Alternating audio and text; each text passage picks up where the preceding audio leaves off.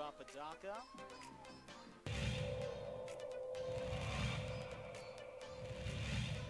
Runner at third.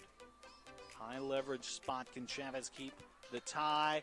No, that's going to be cracked into left field. It's a base hit as Love puts the Sandia Matadors ahead for the first time today.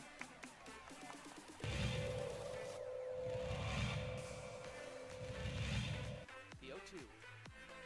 It's upstairs, goes to the backstop, and the run will not score. Gun down at home.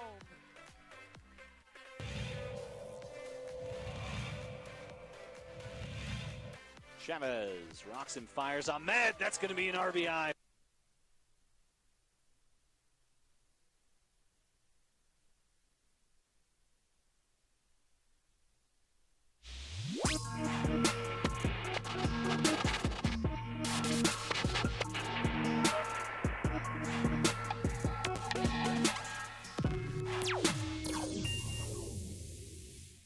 Got a little tight, didn't it? Up 72-54 in control. Lakers made some changes, some shots, some adjustments. Too much Nikola Jokic. Too much Jamal Murray. Sprinkling enough KCP. Got a little tight, got a little interesting. Did it not at the end? Makes for a little better viewing. Doesn't help your heart. 132, 126. Chicken Nuggets! Game one in Denver goes to Denver. I don't know how you feel about that, but I'm looking forward to hearing about it. Good morning to you. Happy Wednesday. It's the opening drive on 95.9 FM and AM 610, the Sports Animal. Jeff Symbieta, JJ Buck, A. Marie. Morning, y'all. Chicken nuggets. Chick. What was a commercial, right? There was that. Was it how many years ago? McDonald's was running that commercial about that's how they were doing their chicken nuggets. How you feel about your chicken nuggets? If I'm the Lakers, I'm feeling good this morning. If I'm the Nuggets, I'm nervous. Okay. I the crazy part is I think that's kind of how I felt. But so you'd rather win game one than lose game one, obviously. I mean, but you're not comfortable. You think that the Lakers made a comeback and figured something out? Yeah, the Lakers offensively had zero issues that entire game.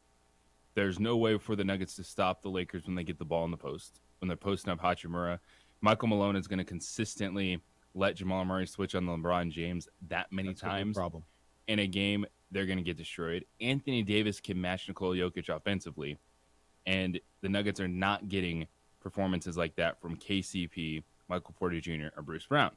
And so if I'm the Lakers this morning, I'm sitting there going, you know what?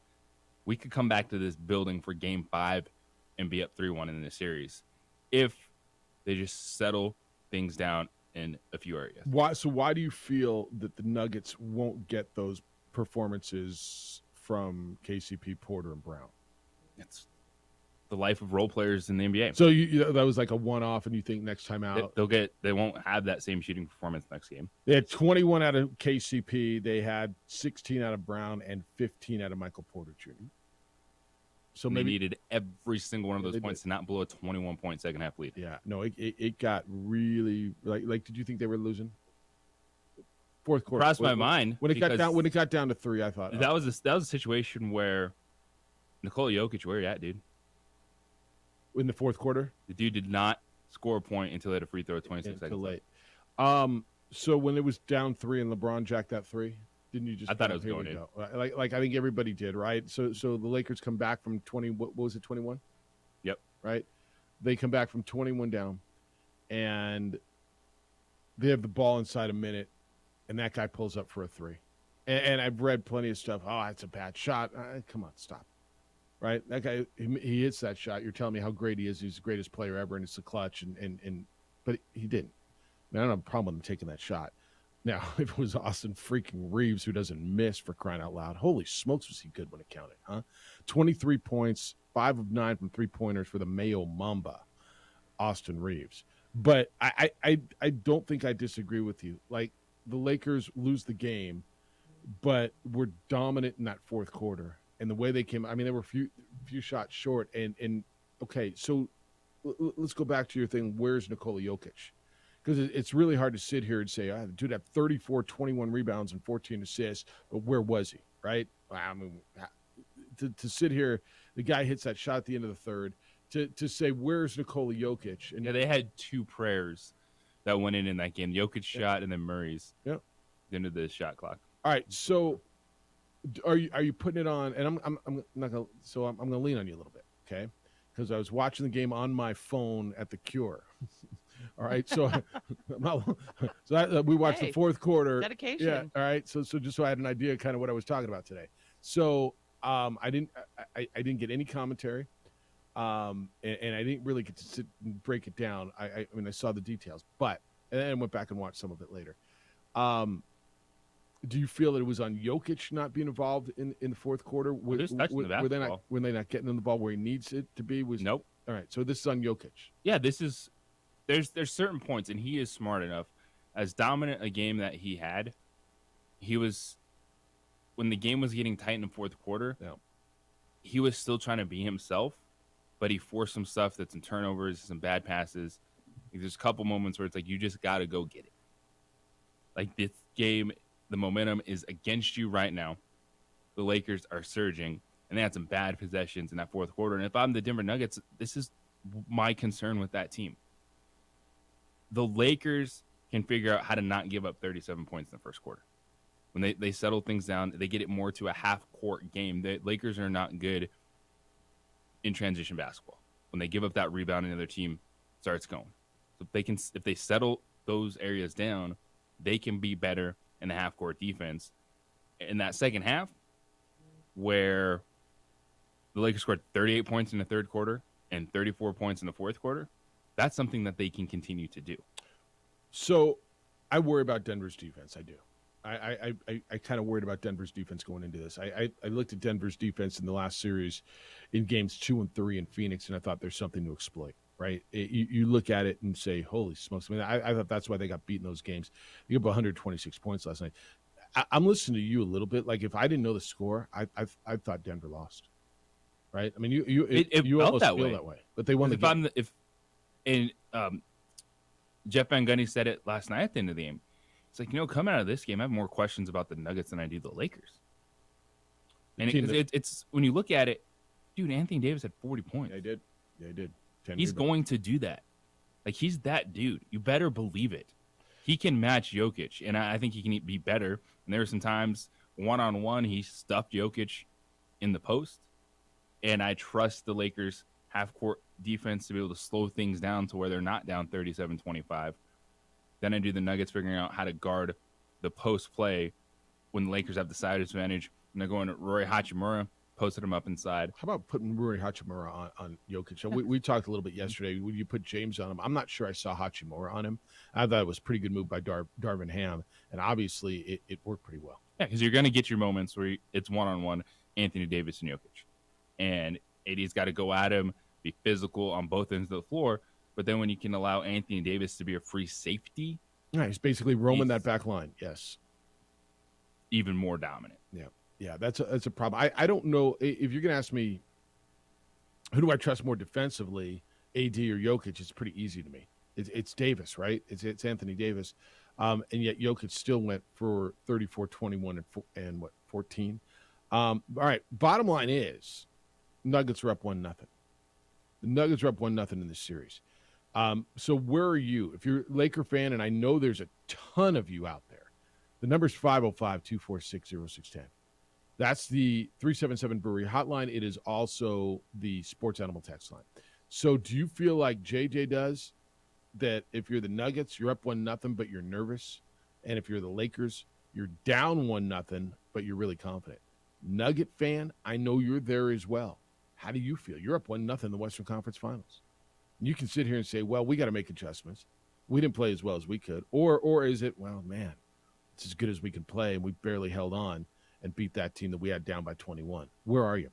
Where's LeBron James in this? 26 points, 12 rebounds, turned the ball over. Last minute for him, he missed a three-point shot and then had the ball poked away from him going down the lane. But yet still really in control of the game. Played 40 minutes. He was -6, but I thought at times, I mean, there was LeBron James. When he wants to get to the basket, he gets to the basket. I think he makes some plays defensively. We haven't heard the last of LeBron James in this series either. No. What do you think of his last minute? Not his best, right? No, in that, like I said, a lot of people are going to be focusing on that 3-point shot. I don't have a problem with that. But Do you? LeBron had a good game. Do you have a problem with that three? No. I mean, I can show you some text and people, why do you take three? If he makes that, why do you have a problem with LeBron James taking that three? Now, he was 0 for 4 from 3-point yesterday, but is that a shot he makes and tends to make almost regularly in crunch time? I mean, he's still that dude, isn't he? Yeah, there was no problem with LeBron James last night in that game. No, I didn't think so either. 26 points on 9 of 16 shooting. So let's go. Was it about Rui Hachimura yesterday? Was it about Anthony Davis? Or was it just the Nuggets opened up enough of a lead and held on, and you're nervous that they can't do it again? 505-246-0610. We're going to go through a lot of stuff today. There's good football conversation today. There's interesting baseball conversation about stealing pitches and tipping pitches and all that mess. Got some good local stuff for you as well. The NBA is going to dominate today because we had the Lakers and Nuggets last night. We get the Heat and Celtics tonight, game 1 of the Eastern Conference Finals. The draft lottery was yesterday. The Victor Wembanyama sweepstakes is won by a team in Texas, a team that's won this kind of stuff before. The John Morant stuff continues. Adam Silver spoke on that. We'll hear what the commissioner had to say. And finally, a little clarity on Draymond Green and Jordan Poole from early in the season. So there's a bunch of NBA stuff. But when we come back, Victor's going to Texas. What that means for the NBA and specifically for that club down in the Alamo. It's the opening drive on 95.9 FM and AM 610, the Sports Animal.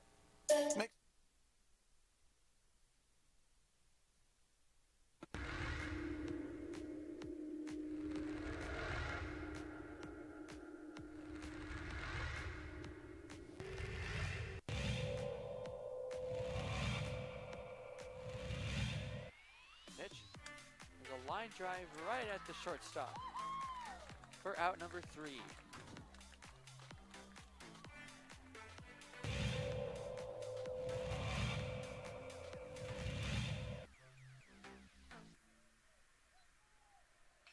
Apodaca ripped to left field. That will bounce in, so it's going to be extra bases as they'll have to chase that one at the wall in the warning track. Flipped up, there's no play at home. So it's an RBI double for Andrew Apodaca.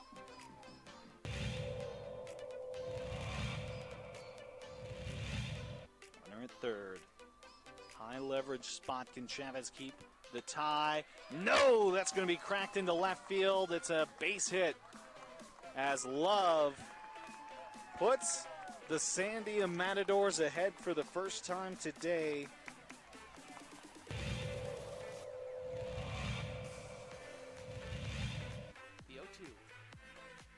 Upstairs goes the backstop, and the run will not score. Gun down at home.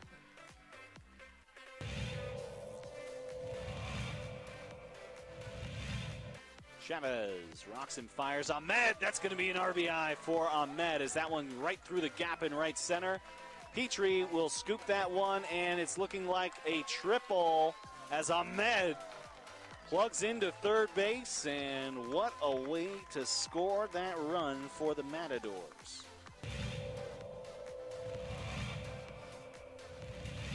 Coach Romero barking out his orders there to his players. He's been around the game for a long time. Nice shot to center field. That'll bring runners in.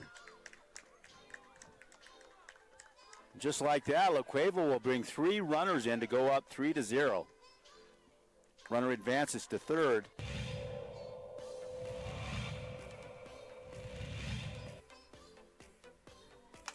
Shot to center. That looks good. That's gone. Man, outstanding center shot there. As La Cueva will score. Antonio Lucero, second baseman, quite the hitter.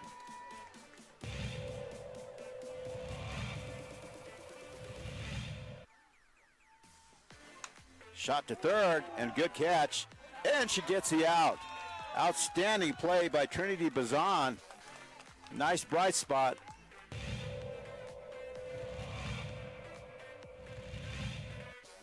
Costly errors allowed Cleveland to get one run back.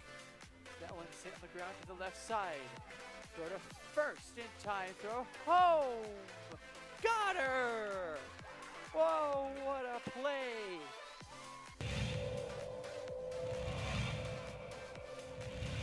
Next door or something. Not sure, but they came out here, and Ellison cracks an RBI out to left field. That's where you got to do it. 1 run, 2 run, and this game could very well be over. It's a play at the plate. It's sliding, and that will do it. The Rams walk off the La Cueva Bears.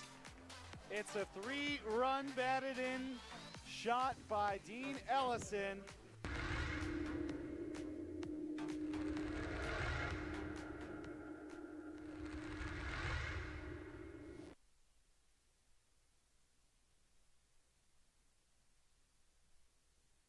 We would like to thank the following sponsors for making this broadcast possible. On 95.9 FM and AM 610, the Sports Animal. It's the way the ball bounces, they tell you, huh? You never really see the ping pong balls. I guess we're told that there's ping pong balls. Remember back, like way, way, way back, we would see the ping pong balls. I guess the process has got to be so long, right? Because you got all those balls in, and then somebody comes up, so you got to. San Antonio's got 14 balls in the ping pong hopper, and so if they come up, you got to go in the hopper and pull all San Antonio balls out. I guess the process would be bad for TV, at least for live TV. But don't you think we'd want to see it, the transparency of seeing the ping pong balls in the lottery thing? Could definitely help some people. Yeah, or how I don't even know if they do ping pong balls anymore. I honestly don't know how they do it. But I think the San Antonio Spurs and their fans are pretty fired up that however they do it, it worked their way because Victor Wembanyama is a French 7'5" unicorn, and I want you to think, well, like nothing you've ever seen before. I want you to think some Kevin Durant with some Porzingis, with some LeBron, with some Kobe athleticism, but an 8-foot wingspan. Am I close? Yeah, he's better than the dude you like to talk about all the time, the number 2 pick last year, Chet Holmgren. Mm-hmm. He's a better ball handler. He's a better defender. I think he's a little more athletic than Chet Holmgren. And this is a piece that you put him into the middle of your puzzle, and you are excited about what you can do. Like, this is legitimately a player that the San Antonio Spurs, it's not one that I don't think he's going to get lost. A lot of lottery picks get lost. Good players go to bad teams and can't quite turn it around. This dude is going to turn the Spurs around. So we hear the term generational player, and I want you to go back over the last, go back over 3 decades, 4 decades. How many generational players have there been, right? I mean, what would you describe as a generational player? Would you say it was LeBron and it was Kobe and it was Mike? And before that, it was probably Bird and Magic, right? Kareem and the big guys, Kareem, Shaq, maybe. They were certainly franchise-changing players, but there were bigs that were somewhat like them in the past, but maybe not. But all right, if you want to throw them in generational, all right, I'm listening to you. So let's just say, I mean, are you giving me any other names over the last, go 3-4 decades? Kareem, Shaq, Kobe, Mike, and LeBron in whatever order you want to put them. I don't know if I'm ready to put him in that category. Like, it feels as Kobe was not that coming out. Not when he came out. No. But he ended up being a generational player. Because LeBron, that was a given. LeBron seemed to be a given. Yeah. To me, this is kind of Kevin Durant. Okay. Player where Durant was the number 2 pick overall by Seattle. Like, he's going to be good. I'm not ready to put him in we know for sure. So Zion was the last the player in this spoken of like this. He's going to be better than Zion. Yep. And have a bigger impact. It really is a great comparison. Defense, like, this is if Rudy Gobert could run point. Okay. You got a 7'5" athlete who can handle the ball, who can shoot. And you start looking about how basketball's changed, right? Go back however many years you want to go. The 5, the center, played with his back to the basket, and you put your big guy on their big guy. And he almost never had to roam 15 feet from the basket, right? Now we're watching Nikola Jokic shoot threes and Anthony Davis shoot threes. And, I mean, it's almost positionless basketball. Now throw in a 7'5" freak of nature, and I say that in the kindest way, right? A 7'5" athlete who has been working on this, on his ball skills, on his handles, on his shot, on his rebounding, on his defense since he was little. Now he's going to go into a man's game, and he's playing in a different league over in Europe. But he's going to come in, as highly touted as anybody since LeBron James, correct? Even more so than Zion? I believe so. I do too. And he goes to the San Antonio Spurs. So I didn't see any of the lottery. How was the drama on the lottery? Did they do that well on TV? I think you look at it, it's a 5th straight season. The team with the worst record in the NBA Did not get the number 1 overall pick. Charlotte Hornets move up to number 2, so they're feeling very good. This is what the Spurs were banking on all season long. And how about this for Greg Popovich? Chance to reignite his coaching career, because the Spurs have been a very bad basketball team the last few years.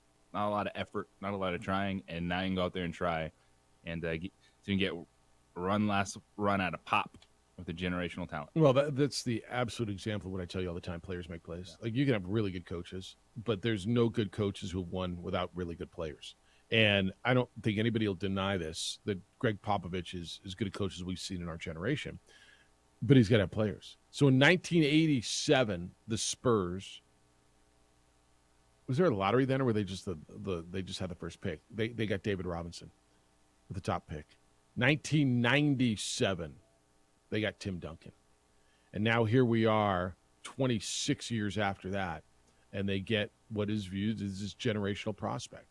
Charlotte to 2, right? Portland got number 3. The Rockets get 4, and the Pistons with the worst record in the NBA, who had number 1 last year in Cade Cunningham, fall to number 5. And so this is something, because I keep looking at the West, and I keep looking at the teams and the players in the West, right? And I look at, like, if Oklahoma City would have got this with Chet, I think Chet Holmgren's going to be something next year. They've got a first-team All-NBA guy in Oklahoma City. They're going to get last year's number 1 pick back. So I think, teams that weren't good this year in the West, that probably will be. I got to believe Dallas is going to be good next year. Luka Doncic is still there, right? They're going to spend money in the offseason. I don't know where Kyrie's going. I got to believe not there. Portland has got the number 3 pick, and I don't know if Damian Lillard will still be there, but we'll see. But look at San Antonio and Oklahoma City. All of a sudden now, you throw them in the mix in the West with, you figure New Orleans is going to get better if Zion ever plays on a regular basis, right? And then the 8 teams that made the playoffs all feel like they're secure moving forward. Like, you don't see a big fall off. Where do you see any of the teams in the West just saying, all right, we're blowing this up? Phoenix is building still. They got KD and Booker. The Lakers are what the Lakers are. The Nuggets are playing for a championship. There's one bad team. Houston. Yes. Yeah. I think Spurs actually trying to win with Victor Wembanyama. You're going to be much more competitive. Everything you laid out. And if Damian Lillard actually plays a full season in Portland, they can be a team in the play-in mix. And the Western Conference in the NBA right now is a lot like the AFC in the NFL. You're looking down going, all right, where's the break? There's not many. Right? And I don't know where I was hoping. Everybody's like, where do you want him to go? I mean, I don't care. I kind of thought I wanted to see him go east, right? And I don't even know what that means. Detroit, I mean, who was there for the East, right? It was all about, was there anybody up there? It was about San Antonio. I guess Charlotte. Charlotte would have been a cool spot for him. It would have been interesting to see what Michael Jordan, ownership could have done with something like that. Feels like they have been, I don't know, as them and Orlando feel to me as irrelevant of a franchise as they've been in the NBA in a long time now. Charlotte and Orlando? Charlotte, Orlando, Washington. Yeah, Washington. I mean, Washington would have been really interesting too, right? Put them in the nation's capital and get a little buzz around. I mean, that's a hoop town. And get a little buzz around there. It's been a long time since Washington's been worth anything. But yeah, it's interesting where it went and how it went down, and it sounds like Victor Wembanyama is pretty good with all this, and he feels good about it and where he's going, and he's going to play at least initially. So good. You're a 19-year-old kid. Yeah, you're going to get paid. That is just an unbelievably talented basketball player, and you get to go to a franchise that there's stability. The Spurs, the last few years, it's kind of been the process light. They have not thrown assets at making that roster better. They've gutted it in a lot of areas to do something like this. And it's to acquire a talent like Victor Wembanyama. And now we'll see what Greg Popovich can do with a player that he has never coached before. How old is Pop? I mean, and I asked that, figuring he's been doing it a long time. How long has he got left? And I say that because I look around. He is 74. Right? I mean, and God bless him. He's as good as we've ever seen. I mean, how long does he want to do this? Mike Budenholzer's out there. I say that because Mike Budenholzer came up on Greg Popovich's bench. If Pop didn't want to do it, yeah, he would have left before this. Before what? For going in the tank the last 2 to 3 years. Yeah, no, I think he wants to do this for a few more years and bring this back. And I don't see Budenholzer saying, well, let me not take one of these jobs that I can get to be on your bench just to be the coach in waiting in San Antonio. I don't see that at all. But the timing could have worked out if he said, you know what, I'm good.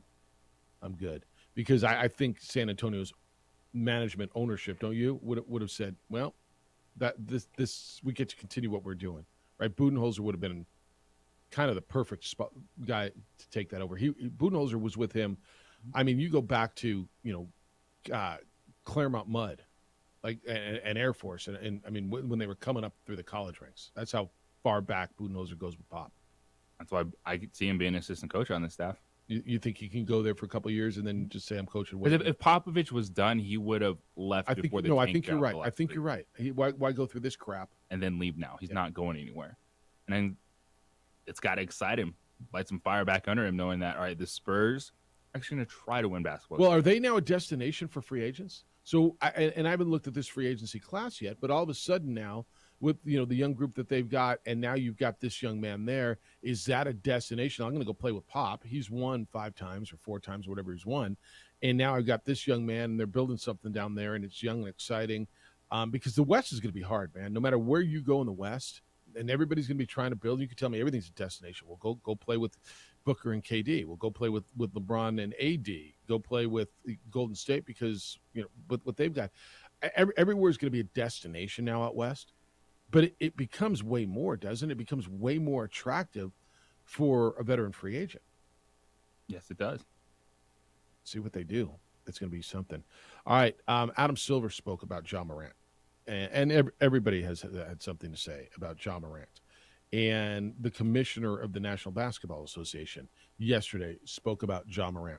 We're going to hear what he had to say. I certainly have thoughts. I know you do as well. But what the commissioner said and what Ja had to say.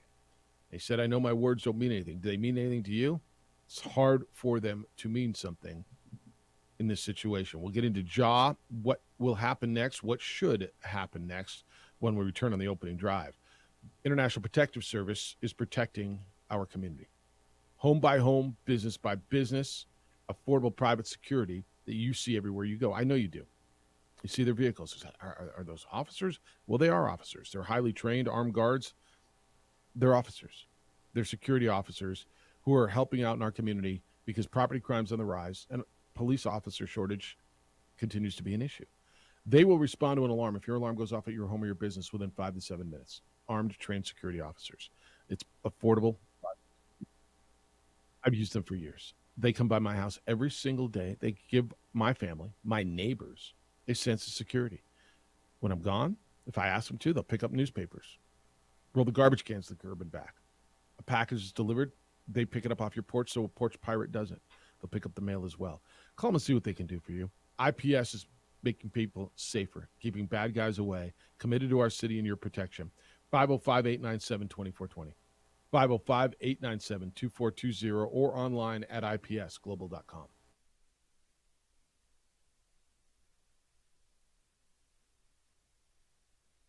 We would like to thank the following sponsors for making this broadcast possible.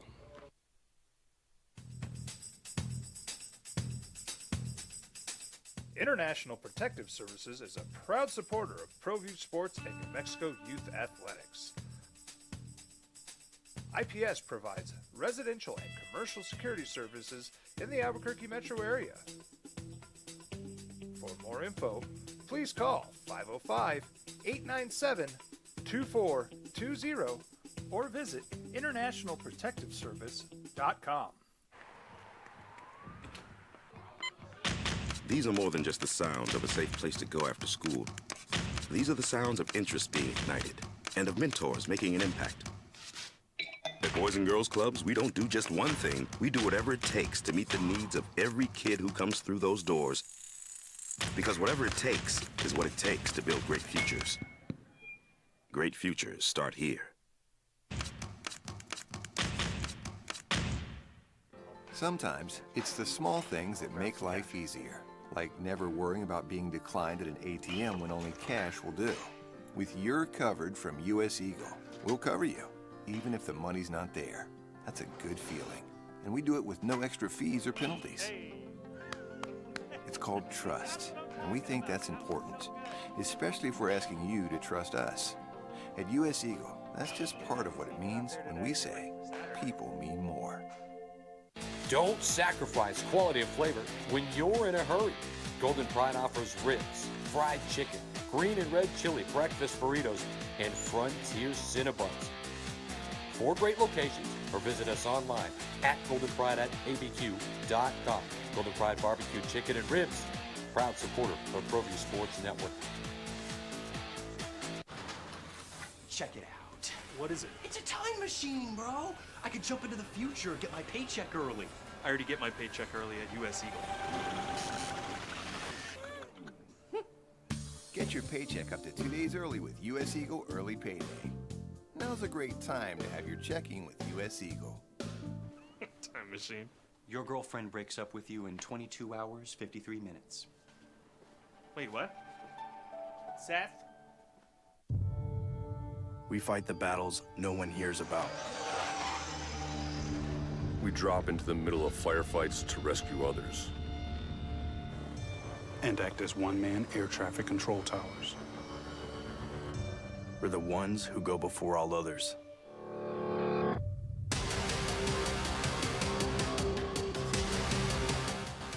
U.S. Air Force Special Warfare are proud supporters of ProView Sports. Hi everyone, my name is Master Sergeant Jacob Groves. I am a Air Force Special Warfare pararescueman. Air Force Special Warfare are proud supporters of ProView Network and New Mexico Youth Sports. Air Force Special Warfare operators are critical thinkers. They maintain a high level of fitness, they take initiative, and they don't quit. For more information on Air Force Special Warfare, contact me at the number listed below. U.S. Air Force Special Warfare are proud supporters of ProView Sports. As a mom, I try to make the best choices for my family and our health. That's why I choose Western Sky Community Care. It's a Medicaid plan with quality health coverage and special benefits like Boys and Girls Club membership credit, additional dental benefits, and wellness and support programs. I decide which Medicaid plan is right for us. I choose Western Sky Community Care. Learn more about Western Sky Community Care by visiting discoverwesternsky.com today. International Protective Services is a proud supporter of ProView Sports and New Mexico Youth Athletics. IPS provides residential and commercial security services in the Albuquerque metro area.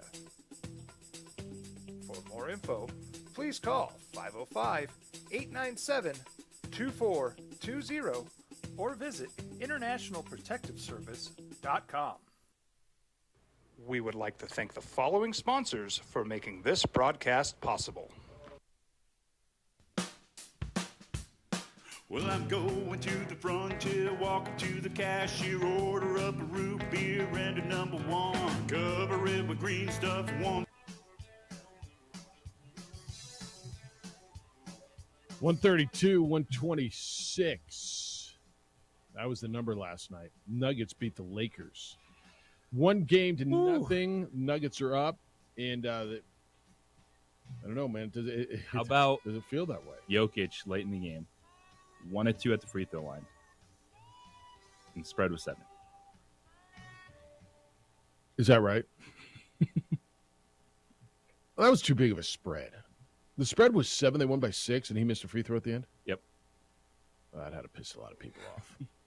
Had to hurt a lot of people. All right, how do you feel? Let's go. Edward, you're on the Sports Animal. Good morning, Edward. Let me do that again. The ding button. There you go. Go. We have good technology. Good morning. How are you guys? Yeah, You're doing good? Everything's good. What's up? Hey, you remember we were in grade school or middle school in mathematics, and you'd work on a problem, and they'd say, hey, you got the answer, but show the work? I think the NBA, with today's technology, it's not that hard to video record the ping pong ball process. You don't have to show it live, but we want to see your work, right? We want to see the work. We want to see actually how it all played out. And I think that it would behoove the NBA to do that. Now, maybe they do it. I don't know. We're not privy to it. But it's just suspect, right? And it goes back to even the Patrick Ewing frozen envelope, where the theory is they had a cold envelope that when they would just grab those big envelopes, and you would see disappointment on Wes Unseld's face every year, year after year. But I'd like to see the work from a person coming from a person who went all the way in mathematics. So anyway, I thought I'd share that with you. Tanking. I think in the NFL, Tampa, Washington football team, probably a couple of other teams, Arizona, they should tank this year, honestly, and go after Caleb Williams, the USC quarterback, who's going to be maybe the next version of Mahomes. I'm not saying he's going to be Mahomes, but that's how dynamic that guy is. And if you want to change your franchise, tank this year and go after that guy. It'll be interesting. JJ's assessment of Game 1 last night was precise, and I'm in 100% agreement. It's easy to come on and say, well, if this, then that, if this, then that, and that's mathematically based as well, in theory. But I agree with him. The Nuggets aren't going to get that kind of shooting performance from their role players. And Coward always says this, role players play a lot better at home than they do on the road. They played, I think the Nuggets played as well as they're going to play last night. And under 2 minutes, LeBron had a wide open three, which he didn't make, which I kind of didn't agree with that shot. He stepped into a wide open three. LeBron has great awareness on the court. He's shooting, I think, under 20% from three this year in the playoffs. And in the moment, you're not extrapolating that kind of data from your mind. But they also, under a minute, had a tip in. It doesn't go in. Then I think both LeBron and AD hit the floor. Then it goes the other way for a dunk, and the game essentially ends on that play. But I think that the Lakers are going to find a way to win Game 2, and they're going to win the series in 6. If they lose Game 2, which is very conceivable, then the series is going to go 7 games, and Game 7 is going to be an absolute dogfight. But I'm going to call it. I'm going to say Lakers in 6 because the Denver defense, Jokic is amazing, and that's a very likable team. There's a very likable team, and he's the best player in the league. He's a turnstile on defense, quite honestly. And if they want to match up with LeBron and let them switch with Murray, LeBron's going to kill him. He's going to kill him. LeBron is absolutely going to massacre Murray on the defensive end. And I don't think Murray's performance will be sustainable like he did last night over 6 or 7 games. But it was entertaining. And it won't break my heart if Denver wins because they're a likable team. Yeah. Last point, if my boy Tyler Hero, you're my hero, had not gotten hurt, I think the Heat would beat the Celtics. But given that they need another scorer, I'm just not sure they have enough to get by the Celtics. But that series is going to be a dogfight as well. Thank you for letting me share my thoughts. Thanks, sir. Enjoy the series. Have a great day. So, is Murray's line doesn't link? Is Murray sustainable? Can he give you the 30 points a night you need? Because they need a second starter score. They need Murray's sustainable. Okay, to be that guy. You don't think the other guys are? No, that's for every team. You're not getting your role players consistently night in and out. They'll get you a game, and then your stars need to get you a couple games in a series, and just how things lay out for the Nuggets and Lakers in this series, I have more trust in the Lakers being able to figure things out, because defensively, and that is the difference. Jokic plays his backside off. Effort is not a question, but he can't change things defensively like Anthony Davis can.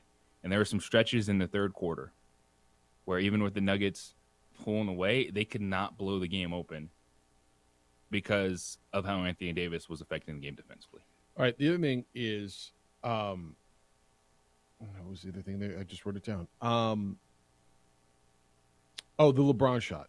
I don't care if he's hitting 20% from threes. That guy in those situations tends to hit that shot, doesn't he? And I understand, like, Austin Reeves is going nuts. I'm down 3, and I don't know how the hell he got that wide open of a look. I mean, he literally just he stepped right into a wide open 3. I have zero problem. If I'm Darvin Ham, I'm a Laker fan. I have no problem with LeBron taking that shot down 3.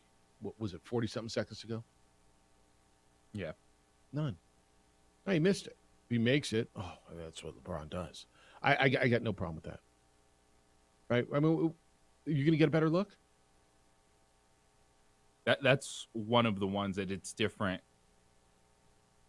because of time and score. Like when LeBron decides to step into that shot in that moment. Why would you have a problem with that? OMG, this is the worst shot he's ever attempted in his life. I wouldn't have a problem with it. I don't argue his point either. And this is my whole thing going into this defensively. This is inarguable. Who's a better defensive team, right? Inarguable. I think the Lakers have been winning because of defense. They've been getting offense every night. It's somebody else. Whether it's Rui Hachimura, whether it's Austin Reeves last night, whether it's our guy, Lewis, what was it? Lonnie Walker 4, IV, Louis, Lonnie Walker, right? I mean, right? Every night they're getting a third. Schroeder one night, Lonnie one night. Yeah, there's zero concerns about the Lakers scoring or in defense, or defense.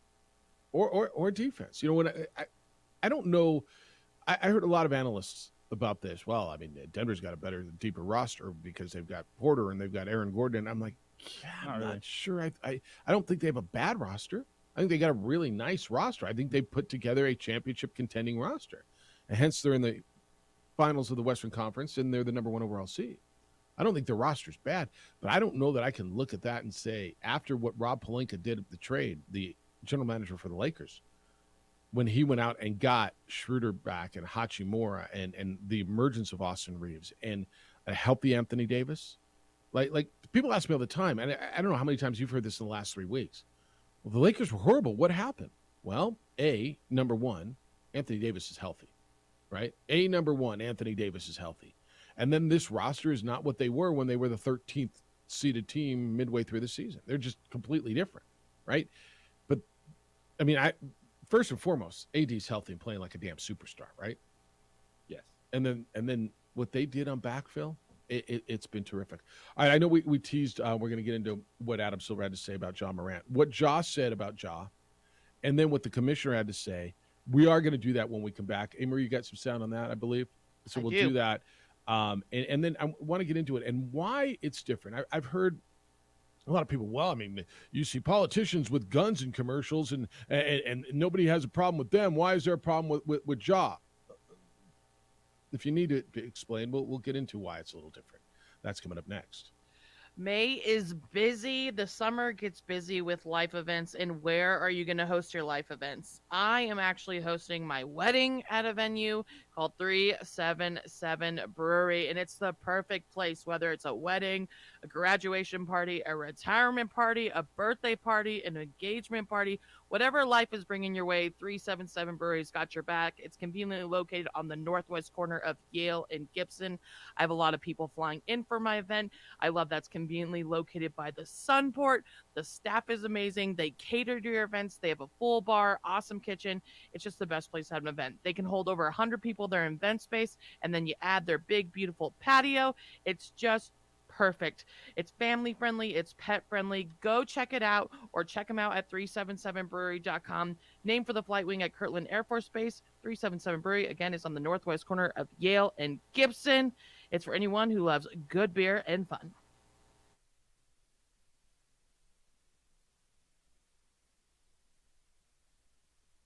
We would like to thank the following sponsors for making this broadcast possible.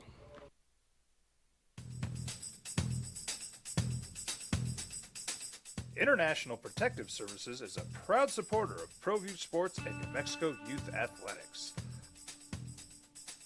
IPS provides residential and commercial security services in the Albuquerque metro area. For more info, please call 505-897-2420 or visit internationalprotectiveservice.com. We fight the battles no one hears about. We drop into the middle of firefights to rescue others. And act as one-man air traffic control towers. We're the ones who go before all others.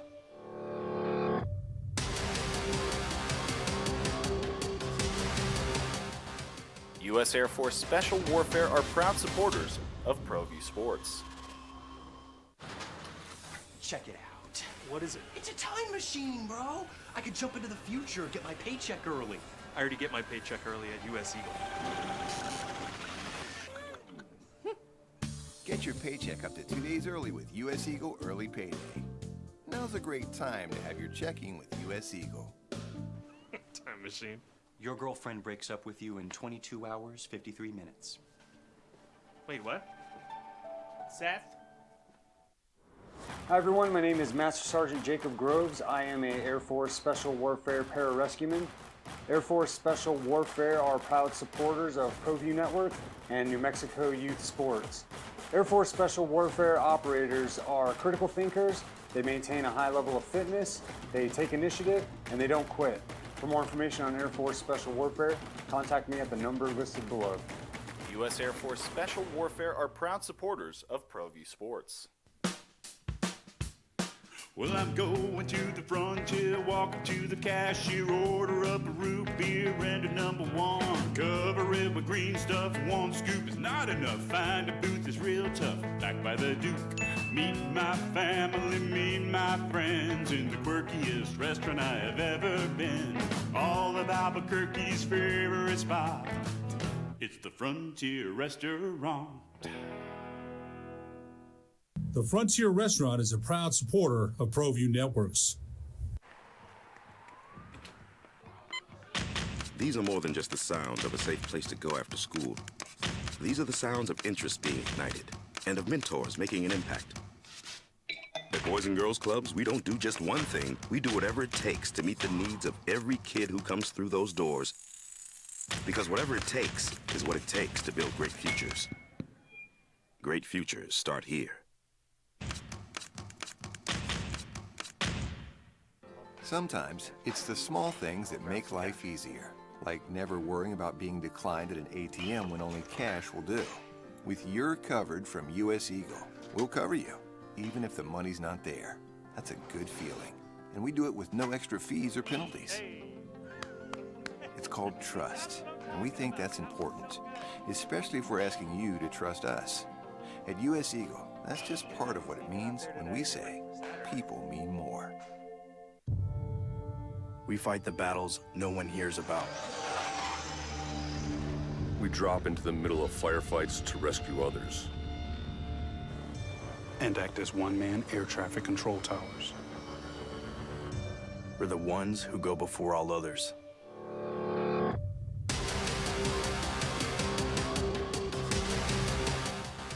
U.S. Air Force Special Warfare are proud supporters of ProView Sports.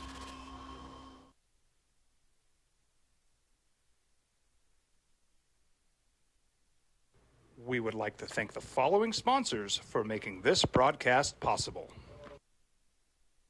As a mom, I try to make the best choices for my family and our health. That's why I choose Western Sky Community Care. It's a Medicaid plan with quality health coverage and special benefits like Boys and Girls Club membership credit, additional dental benefits, and wellness and support programs. I decide which Medicaid plan is right for us. I choose Western Sky Community Care. Learn more about Western Sky Community Care by visiting discoverwesternsky.com today. Don't sacrifice quality of flavor when you're in a hurry. Golden Pride offers ribs, fried chicken, green and 2 months after Ja Morant on video in a strip club in Denver, flashing a gun. Got suspended for 8 games last time. Basically said, look, man, don't go on video flashing gun hanging out with your guys. Guns are legal in Tennessee. Guns are legal to have without permit, from what I understand, in Tennessee. He didn't break any law. What's the problem, Jeff? I heard yesterday, I see politicians. Look at some of the campaign ads and look at all these politicians out there with guns and hunting. And okay, and it's a different message. Here's the bottom line. It's the opening drive, Jeff Symbieta, JJ Buck Amory. And if you got a different opinion, I'd love to hear it. But JJ, Ja Morant is an employee of the Memphis Grizzlies. They are part of the National Basketball Association. And Ja Morant was told, first of all, it's not legal in a club. I don't know that it was illegal in a car. But what's the point, right? What is your point? Well, what's the point of in a campaign ad? Well, there was a point in the campaign ad, and gun rights, Second Amendment was a political issue, and those candidates were taking a stand on that issue. The NBA has said flat out, you are whether or not you want to be a role model, you have millions of kids who are looking up to you, that you are representing us. Bottom line, do not do this anymore, right? But bottom line, they said this specific thing, do not do it. He came out and said, I've disappointed people. I got to be better. I won't do anything. And then he did it 2 weeks later or 2 months later. He put out a release yesterday, quote from Ja Morant. I know I've disappointed a lot of people who've supported me. This is a journey, and I recognize there is more work to do. My words may not mean much right now, but I take full accountability for my actions. I'm committed to continuing to work on myself, end quote. And I think it's good that he's continuing to work on himself. Where it falls deaf, JJ, I think a lot is because he did the exact same thing he said he wouldn't do. He said he learned. He did the exact same thing he was told not to do, and he did it inside 2 months. And so your words are one thing and your actions are another. Yeah, and for Ja Morant, he has an entire league that's just trying to save him from himself right 100%. now. And this isn't one where I go over the top and go, oh my gosh, what about the kids, this or that? Like, there's a lot of places you can see a lot of bad things. But the NBA does have the right, as a business, Memphis Grizzlies have a right to say, hey, we don't, even on your personal social media, if you're getting this from us under a contract, we don't want to see you doing this. As of right now, it's good that there's only, well, what's really the problem? Because at some point in time, you're living like this is how you want to roll, there's going to be a problem. And that's what everyone's telling Ja. All right, here's Adam Silver. He's the commissioner of the National Basketball Association. Amory, what's the courtesy on this? It was ESPN. It's a courtesy of ESPN. He spoke yesterday on the Ja Morant situation. Well, we talked directly about the consequences first before we got to a subsequent potential to have done something wrong. We were very focused on the misconduct that was in front of us at the time. And frankly, most of our conversation was about how incredibly serious the first incident was of waving, a firearm on social media. And again, and the consequences there, an 8-game suspension was pretty serious and something that he, at least to me, seemed to take incredibly seriously in that time. And we spoke for a long time about not just the consequences that could have on his career, but the safety issues around it. Could have injured, maimed, killed himself, someone else with an act like that. And also the acknowledgement that, as you said, he's a star. I mean, he has an incredibly huge following. Yeah. And that my concern, and I thought he shared with me, that millions, if not tens of millions of kids globally would see him as having done something that was celebrating in a way. That act of using a firearm in that fashion.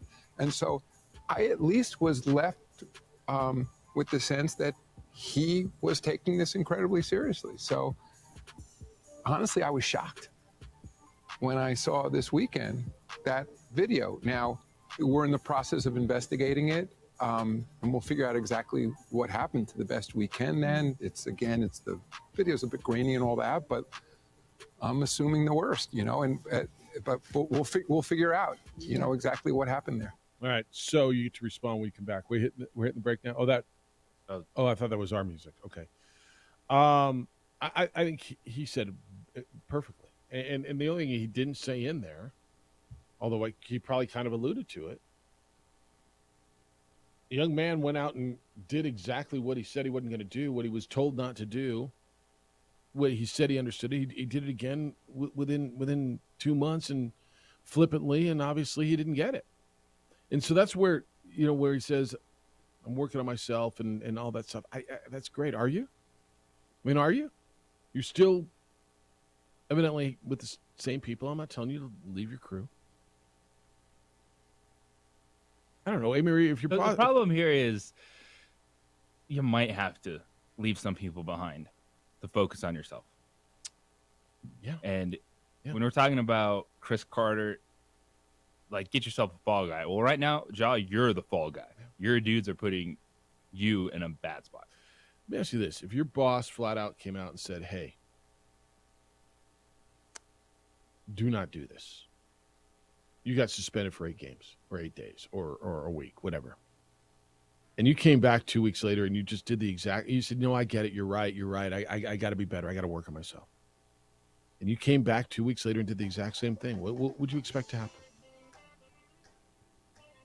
I mean, every one of you think of it in your situation, wherever it is you work. Well, the boss. Those of you who own your business, I mean, it's your wife or your, right? But I mean, if your boss said, "Hey, do not do this," I got to protect you. I got to protect us. Suspending you. All right, yeah, I know, I get it. You're right. I can't do that again. I'm working on it. And 2 weeks later, you do the same thing. Or 2 months later. What do you expect to happen? It's the opening drive. Jeff, JJ, A. Marie, 505-246-0610. Your thoughts on what you just heard.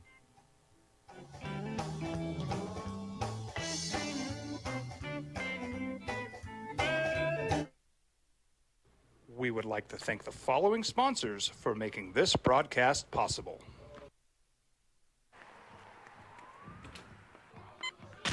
These are more than just the sounds of a safe place to go after school.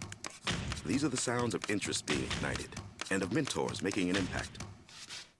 At Boys and Girls Clubs, we don't do just one thing. We do whatever it takes to meet the needs of every kid who comes through those doors. Because whatever it takes is what it takes to build great futures. Great futures start here. Don't sacrifice quality and flavor when you're in a hurry. Golden Pride offers ribs, fried chicken, green and red chili breakfast burritos, and Frontier Cinnabons. 4 great locations, or visit us online at goldenpride@abq.com. Golden Pride Barbecue Chicken and Ribs, proud supporter of ProView Sports Network.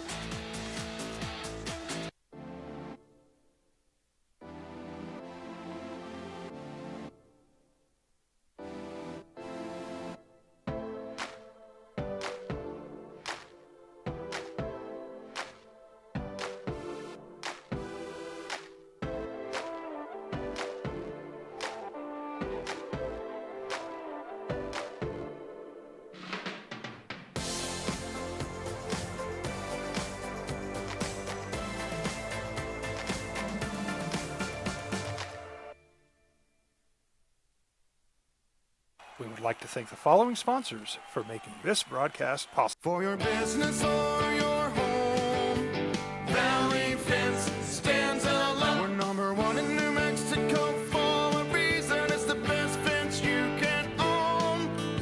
Proudly serving New Mexico for over 50 years. At Valley Fence, the difference is clear. No fence too big, too small, or difficult. We handle them all. Check it out. What is it? It's a time machine, bro. I could jump into the future, get my paycheck early. I already get my paycheck early at US Eagle. Get your paycheck up to 2 days early with US Eagle Early Payday. Now's a great time to have your checking with US Eagle. Time machine. Your girlfriend breaks up with you in 22 hours, 53 minutes. Wait, what? Seth?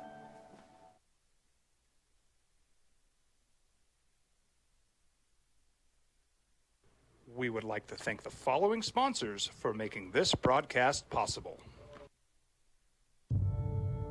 We fight the battles no one hears about. We drop into the middle of firefights to rescue others. And act as one-man air traffic control towers. We're the ones who go before all others.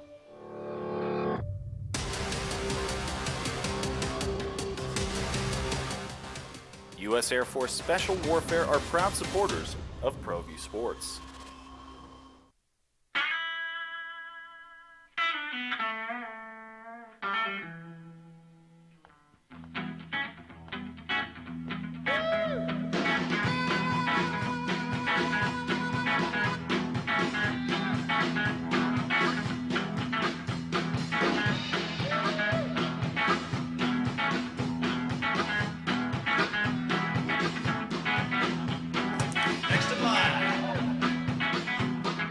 Rudy's is a proud supporter of ProView Networks. Mexico for 5 years running. It's the OD in the AM. With three-time New Mexico Sportscaster of the Year, Jeff Symbieta, A. Marie Castillo, and JJ Bond. Well, the West is underway, 132-126. I was told it was a 7-point spread. Nuggets win by 6. 7 was too many anyway, wasn't it? Would you bet the Nuggets in 7? Laid 7 points last night? Well, it didn't feel too big when they up 21 points. No, it didn't. But, I mean, before the game started, didn't it feel way too much? Yeah, when they're up 21, you're feeling all right.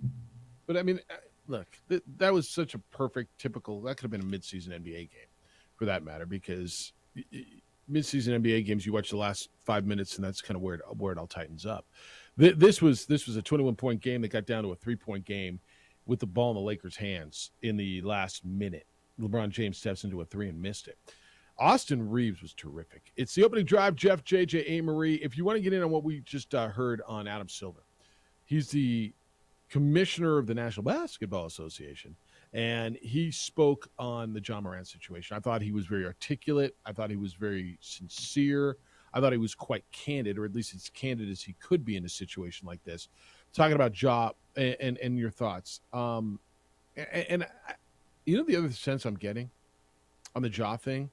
While there's this bewilderment that this young man would do this again, I'm sensing you know what, whatever.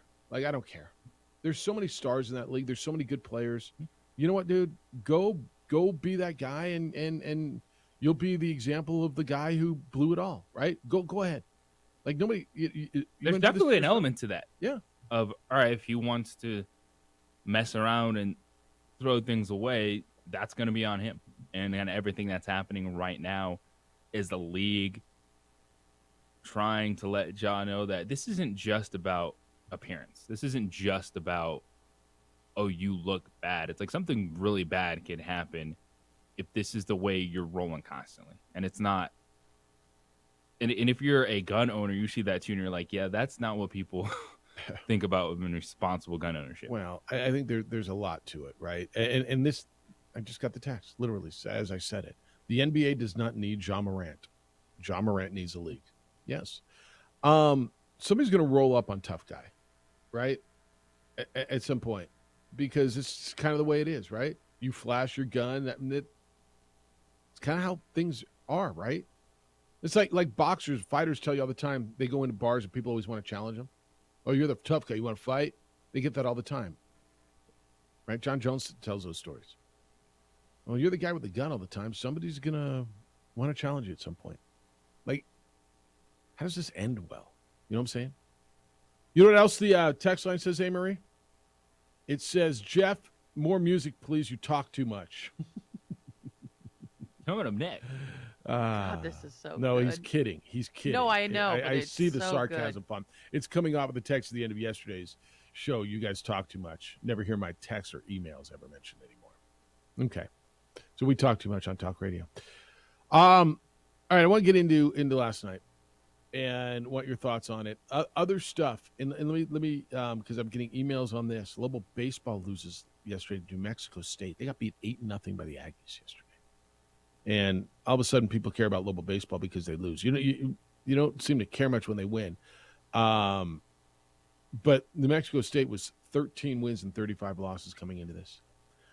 This is a non-conference game, but it was a game that means a lot to you. Lobos are 26-22 going into their final league series this weekend with San Diego State, which they probably need to sweep to get into the conference tournament. They got beat 8-0 last night. If you're looking for some good Lobo news, Lobo men's golf tied for third at the South Carolina region going into the third day. Top 5 teams advance to the NCAA championships in Scottsdale. So Glenn Milliken's team is in a really good place today. Unless they fall apart, they've got a good chance to get back to the NCAA championships, as are the Lobo women. So you got a little good news there if you want to get into that. And I'm getting emails and I'm getting a lot of response on that. All right, your biggest takeaway is, and if you missed it at the very beginning of the show, Nuggets beat the Lakers, but JJ, your biggest takeaway was, if I'm the Nuggets, I'm nervous. If I'm the Lakers, I'm confident. Nuggets are up 1-0. Lakers are down 1-0. It's all about role players and what happens. And you're going to have games where your role players pop. It happens for every single team. Last night, the Nuggets got it from their rotation. Michael Porter Jr. hit some early shots. KCP, Tavis Caldwell-Pope had a big third quarter. Bruce Brown was big in the first half. And they got the job done. But the second half, where in the third quarter, the Lakers shoot 75% from the floor. They do whatever they want offensively. They turn a 21-point deficit into a one-possession game late in the fourth quarter. That is concerning if I'm the Nuggets, because I don't know if they have a way to counter the post offense for the Los Angeles Lakers. So I don't know where the bodies come from, and I don't know that you can rely on Jokic to be that guy, right? And so there's a couple things here. Darvin Ham, I thought, made a really smart move. He's the coach of the Lakers, by putting Rui Hachimura as the prime defender at times on Nikola Jokic. That allowed Anthony Davis to kind of roam the baseline. In your words, of free safety. I think it's the right way to explain it. So now what does Michael Malone do? What's his counter to this? Do you put Jokic in a pick and roll to get the matchups you want? Do you play off of Jokic? And if so, where? Because what that means now is you got to make shots, right? If you're getting the ball out of Jokic's hands, and they did last night, KCP, Porter made shots. Do you trust in your team to be able to take advantage from the perimeter? So from Michael Malone's standpoint, the coach of the Nuggets, it's ball's in his court now because he's got to figure something out. And you got to stop switching every screen with LeBron. You got to have... You going under, you going over, where are you going? It's just... Pick it. Just get through it. Yeah. And then recover back to who you were guarding. Yep.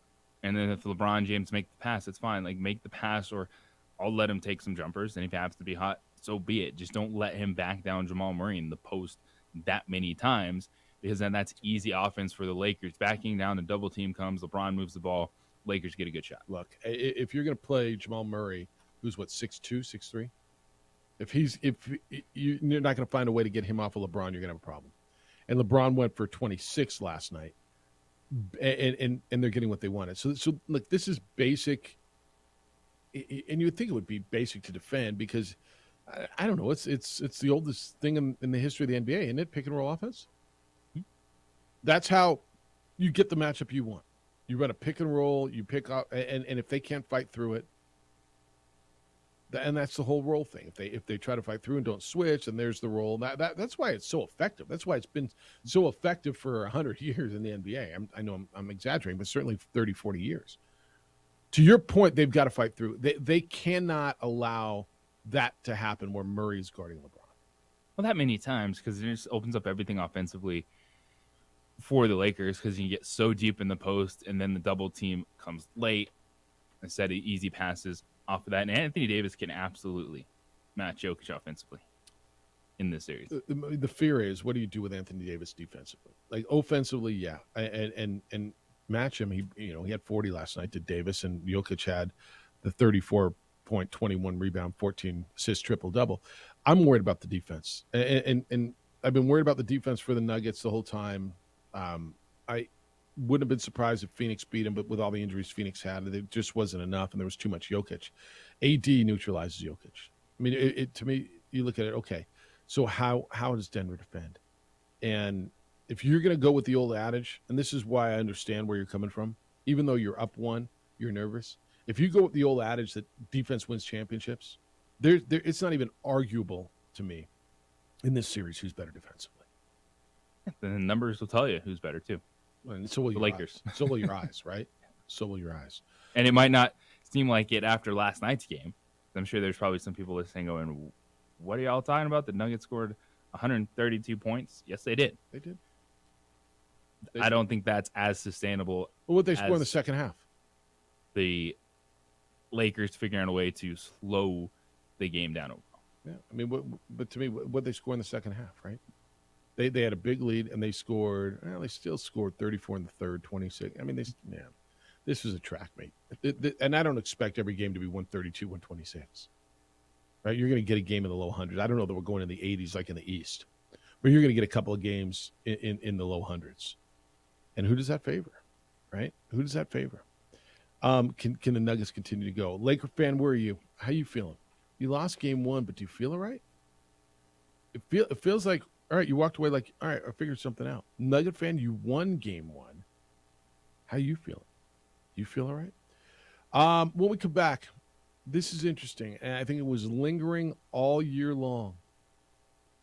But the Warriors talked about the effect that Draymond Green laying out Jordan Poole and then it going viral, the effect that it had on their entire season. I think we all knew it. Nobody ever said it. But what they said, that's coming up next. It's the opening drive on 95.9 FM and AM 610. The Sports Animal, what happens when you lay out your teammate? This report.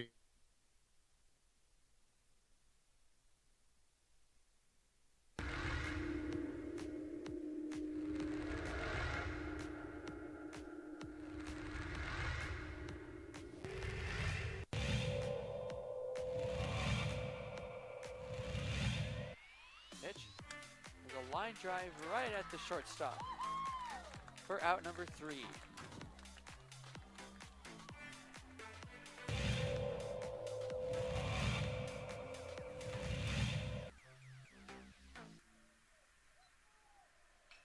Apodaca ripped to left field. That will bounce in, so it's going to be extra bases as they'll have to chase that one at the wall in the warning track. Flipped up, there's no play at home. So it's an RBI double for Andrew Apodaca.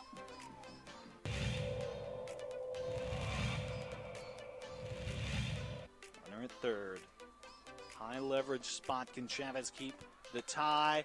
No, that's going to be cracked into left field. It's a base hit as Love puts the Sandia Matadors ahead for the first time today.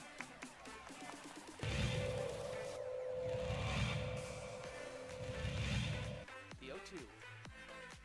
Upstairs goes the backstop, and the run will not score. Gun down at home.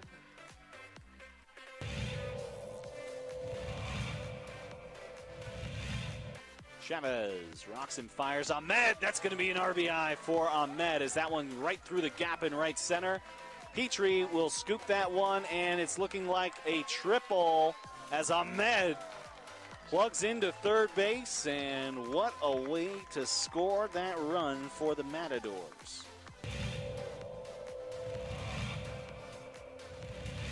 Coach Romero barking out his orders there to his players.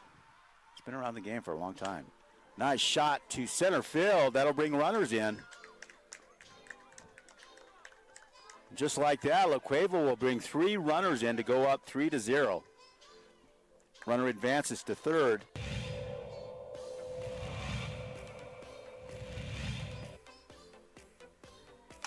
Shot to center. That looks good. That's gone. Man, outstanding center shot there. As La Cueva will score. Antonio Lucero, second baseman, quite the hitter.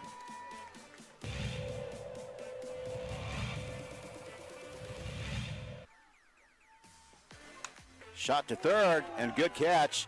And she gets the out. Outstanding play by Trinity Bazan. Nice bright spot.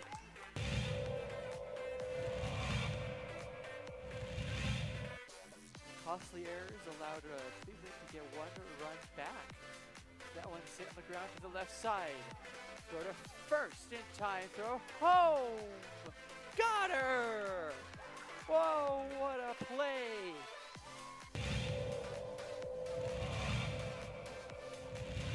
Next door or something. Not sure, but they came out here, and Ellison cracks an RBI out to left field. That's where you got to do it. 1 run, 2 run, and this game could very well be over. It's a play at the plate. It's sliding, and that will do it. The Rams walk off the La Cueva Bears. It's a 3-run batted in shot by Dean Ellison.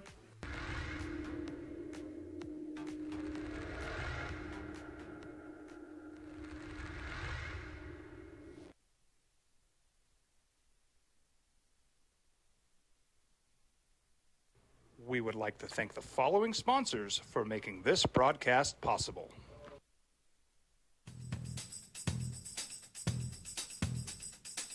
International Protective Services is a proud supporter of ProView Sports and New Mexico Youth Athletics. IPS provides residential and commercial security services in the Albuquerque metro area. For more info, please call 505-897-2420 or visit internationalprotectiveservice.com. These are more than just the sounds of a safe place to go after school. These are the sounds of interest being ignited and of mentors making an impact. At Boys and Girls Clubs, we don't do just one thing. We do whatever it takes to meet the needs of every kid who comes through those doors. All right.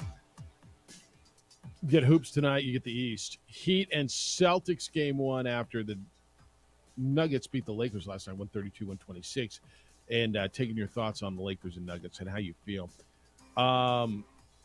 Lost 1 game, says the text line. However, the defense will get better as the series progresses. It sounds like a Laker fan feels pretty good. And that's kind of what you think, right?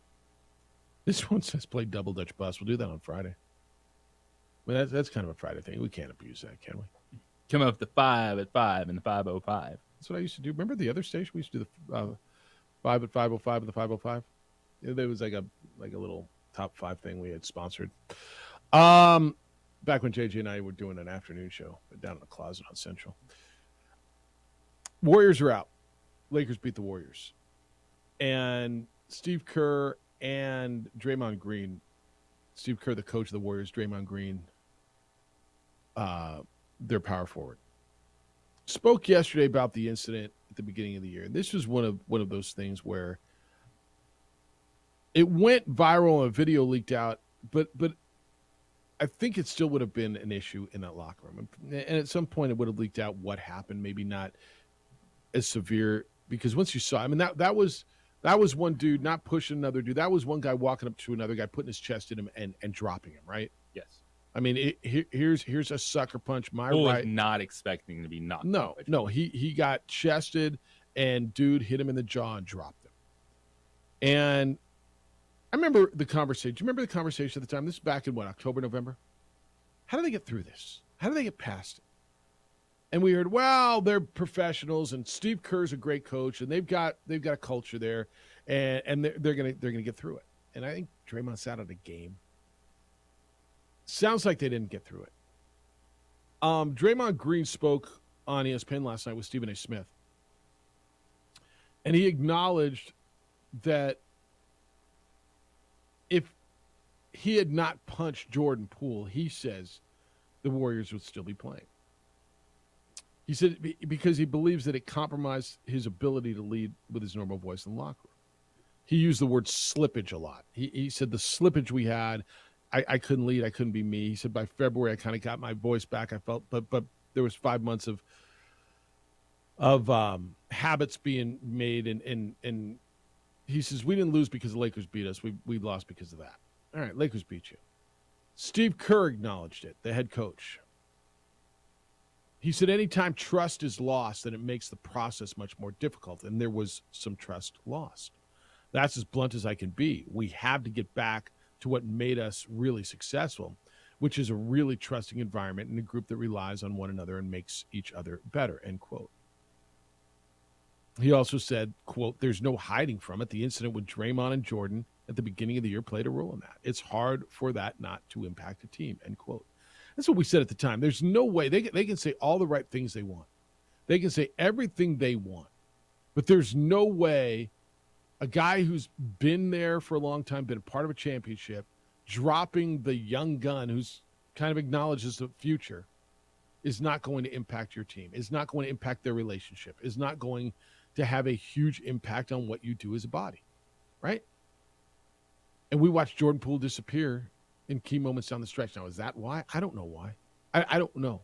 But they're all saying, yeah, that had a part in it. I think part of that is exactly what like Draymond and everyone was saying. It's Draymond leads a certain way. He's a fiery guy. He gets up in your grill. But after that fiery guy has knocked you out, you're not going to listen to him again. So it's going to be an odd man out situation. And now it's Jordan Poole. And you can get through that in the regular season. You can have your games. When things are getting tough, you're struggling, you're down, and that team looks to Draymond to light the fire, to get everyone going. And when Draymond Green can't do that with Jordan Poole, is Steph able to step up and do it? Is it some words from Klay Thompson? Because Jordan Poole, in the second-round series against the Lakers, disappeared. Look like, how could you give that dude $130 million? Whatever crossed your mind saying, yeah, this is a guy that we're going to rely on as our sixth man, as someone that's going to pick up the. Who do they need more going forward? Is the Warriors, if the Warriors get back to being a championship team, who do they need more, Draymond Green or Jordan Poole?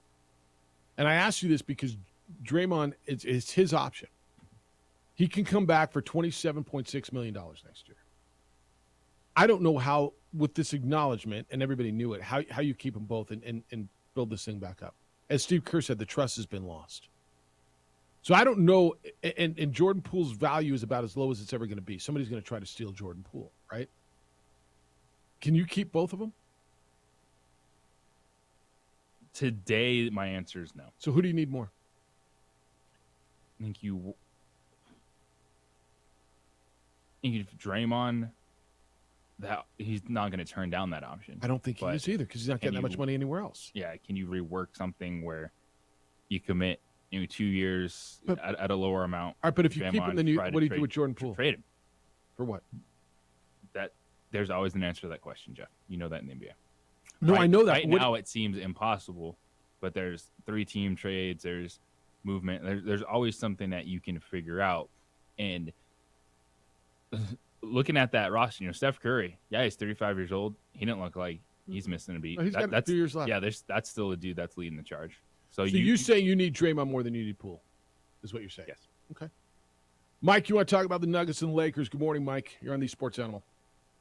Morning, fellas. Draymond Green is the reason they lost. If we're talking about what Steve Kerr said, he said trust has been lost. What he's talking about is teammates taking it right up to that edge, and then somebody went over it. And in my opinion, I need Jordan Poole more than I need Draymond Green. But I think that's beside the point from what Steve Kerr had said.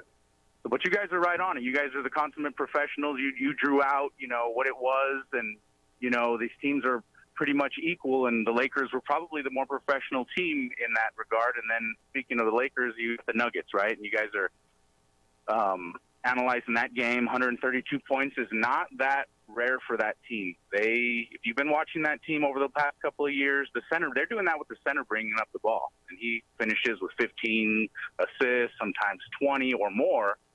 And that's how they play. They've got a deep bench. They're very professional. You see how they're coached. It's like, that's a military operation. So I expect the Nuggets to run right through the Lakers, maybe give up 1 or 2 games, but they're going to the finals, baby. Interesting. All right, man. Appreciate it. Thank you, Mike. Military operation. I'm trying so hard.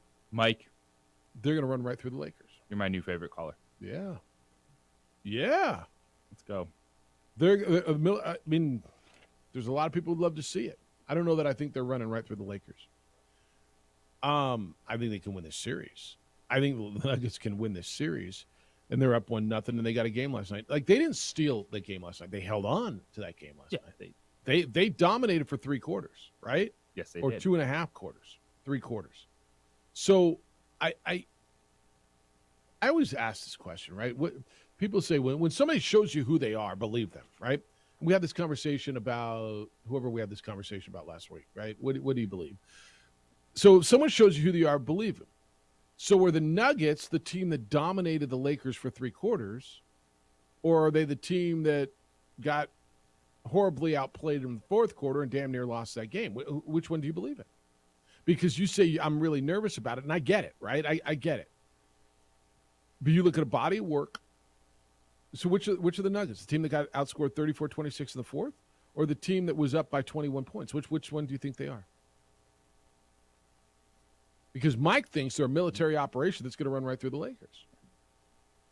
I don't have that much confidence in the Nuggets to run right through the Lakers. But as Michael Malone pointed out, and every coach will tell you that, he said, he'd much rather work on cleaning things up after a win. And what the Nuggets did, their offensive efficiency in the first half, that was the game. That set the tone out. It came down to a 1-possession game in the 4th quarter. Basketball is a game of runs. But that's a run that does not feel good. Of seeing a 21-point lead and go away. But, man, the league will get you. This stuff happens. And it was a weird feeling. And I wasn't alone. It was like, Jeff Van Gundy said it after the fact that you come out of that game and you could sit there and go, you know what? I have more questions about the Nuggets than I do the Lakers. And yet they just lost 132 to 126. Yeah. So the answer is somewhere in the middle. Yeah. I mean, and this is when you look at what these teams do, they both play 8 players in the rotation. It comes down to, for the Lakers, can they limit how many times the Nuggets are able to get out in transition? Off a miss, and they beat the Lakers down the floor. Because the Lakers' transition defense, it's not great. When they are able to their half-court set up defense is in really the half-court good. defense, that's when they can change things. Yeah, their half-court defense is really good. All right, so who do you believe they are? I mean, what do you believe the series is? Is it what you saw for 3 quarters or 1 quarter? Or is it somewhere in between? Right? I mean, the basketball, period, in the NBA certainly, is a game of runs, right? It's who gets momentum, who gets hot, who goes on a run. Nuggets went on a run for a while. Lakers went on a run late. Nuggets shut them down. One team's up 1-0. That's Denver. But do you feel better about them? We're going to talk more about it, and I'm open to it. Wherever you are on this, 505-246-0610. When we come back, we're going to talk a little football. And you got maybe the best receiver in the National Football League saying that he and his team's front office do not see eye to eye. He went there last year as a high-profile free agent to go play with that quarterback. The quarterback's not there anymore. What does that mean for one of the most popular teams in the National Football League? We're going to get into that coming up next.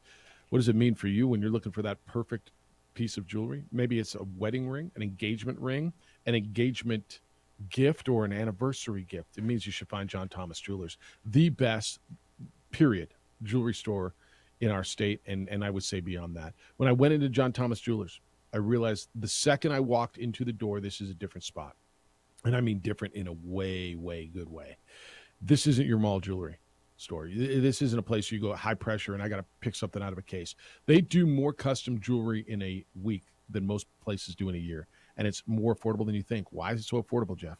Because they do it right there. Because they've got artists, jewelers that are incredibly skilled They have a repair facility and a design facility right on spot. So this doesn't get shipped out to wherever people send jewelry to get done. It's all done right here.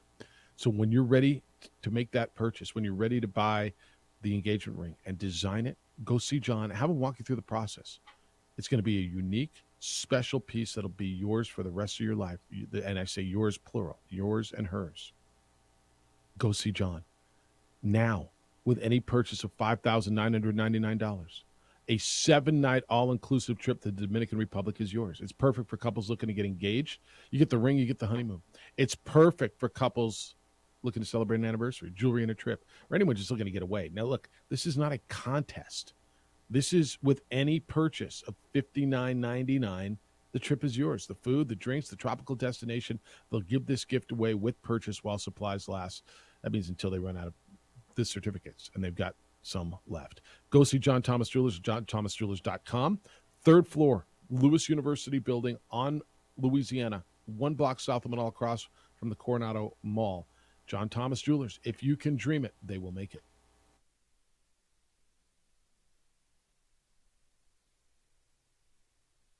We would like to thank the following sponsors for making this broadcast possible.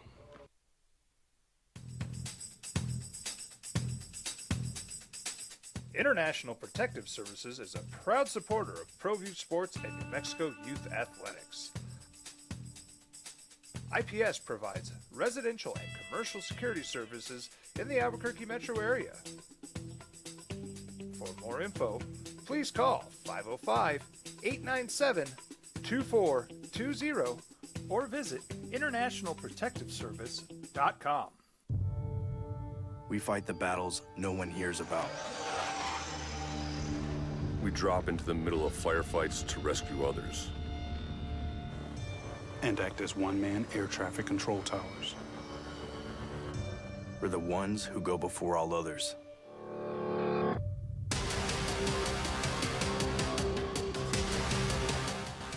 U.S. Air Force Special Warfare are proud supporters of ProView Sports.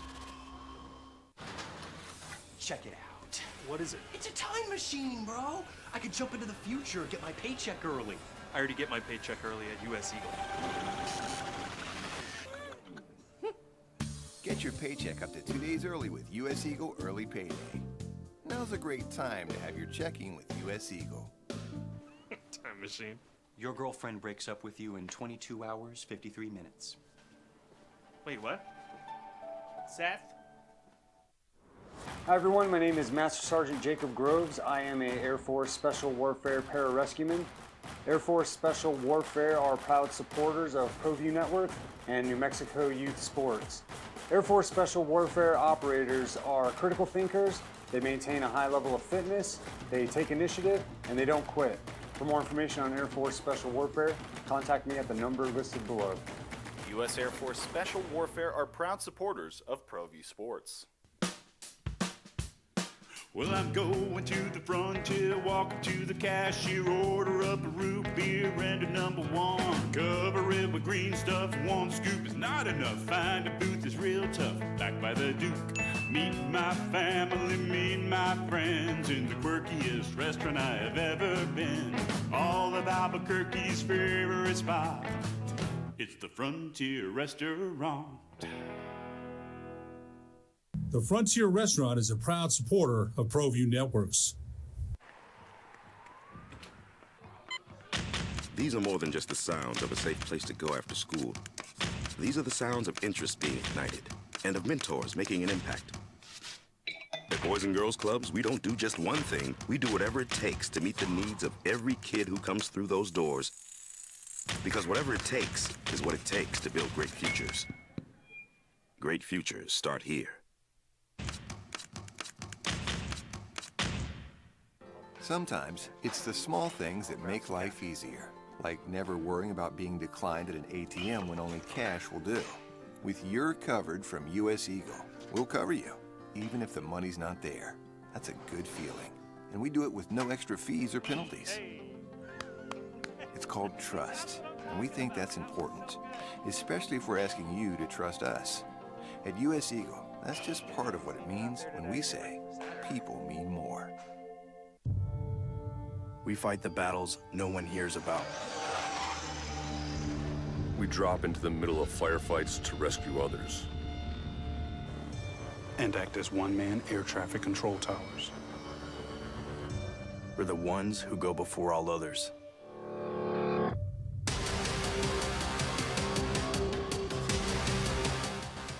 U.S. Air Force Special Warfare are proud supporters of ProView Sports.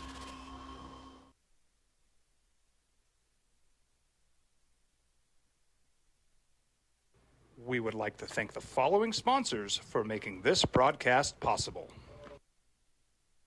As a mom, I try to make the best choices for my family and our health. That's why I choose Western Sky Community Care. It's a Medicaid plan with quality health coverage and special benefits like Boys and Girls Club membership credit, additional dental benefits, and wellness and support programs. I decide which Medicaid plan is right for us. I choose Western Sky Community Care. Learn more about Western Sky Community Care by visiting discoverwesternsky.com today. Don't sacrifice quality and flavor when you're in a hurry. Golden Pride offers ribs, fried chicken, green and red chili breakfast burritos, and Frontier Cinnabons. 4 great locations, or visit us online at goldenpride@abq.com. Golden Pride Barbecue Chicken and Ribs, proud supporter of ProView Sports Network.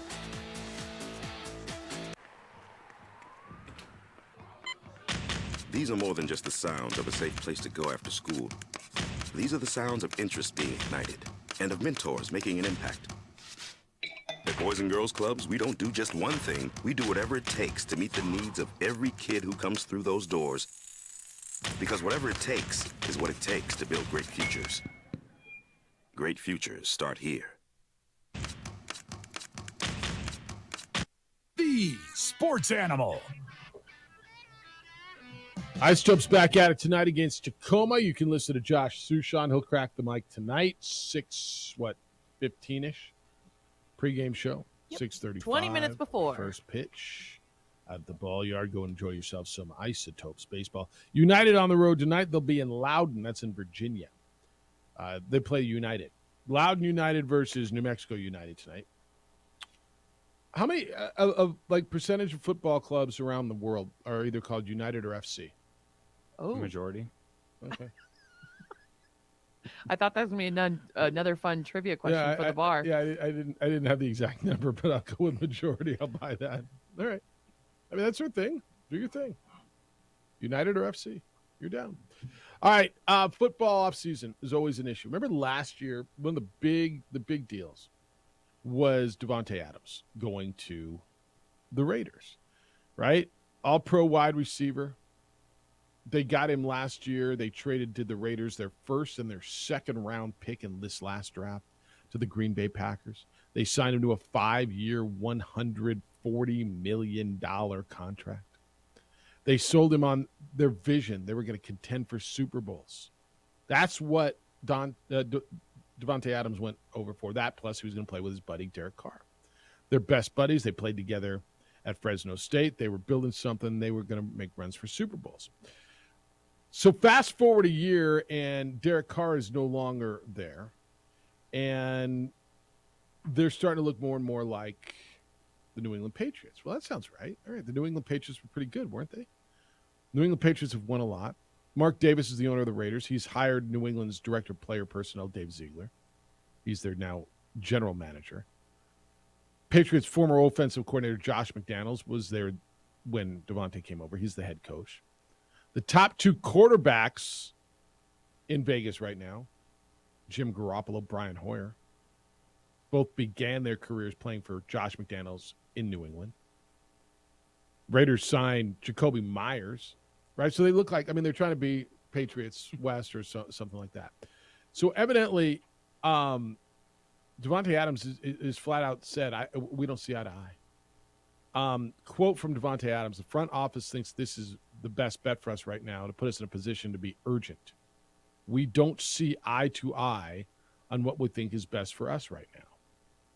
I'm going to have to buy into this and try to be as optimistic as possible. It's not what I expected to happen, but it's something that's the reality now, end quote. I don't know, man. I don't know that this is destructive, but it's not constructive when my best player, would you say he's your best player, Davante Adams? Yep. Certainly your best offensive player, right? Josh Jacobs is good. I know you're in love with Josh Jacobs. Davante Adams is better than Josh Jacobs.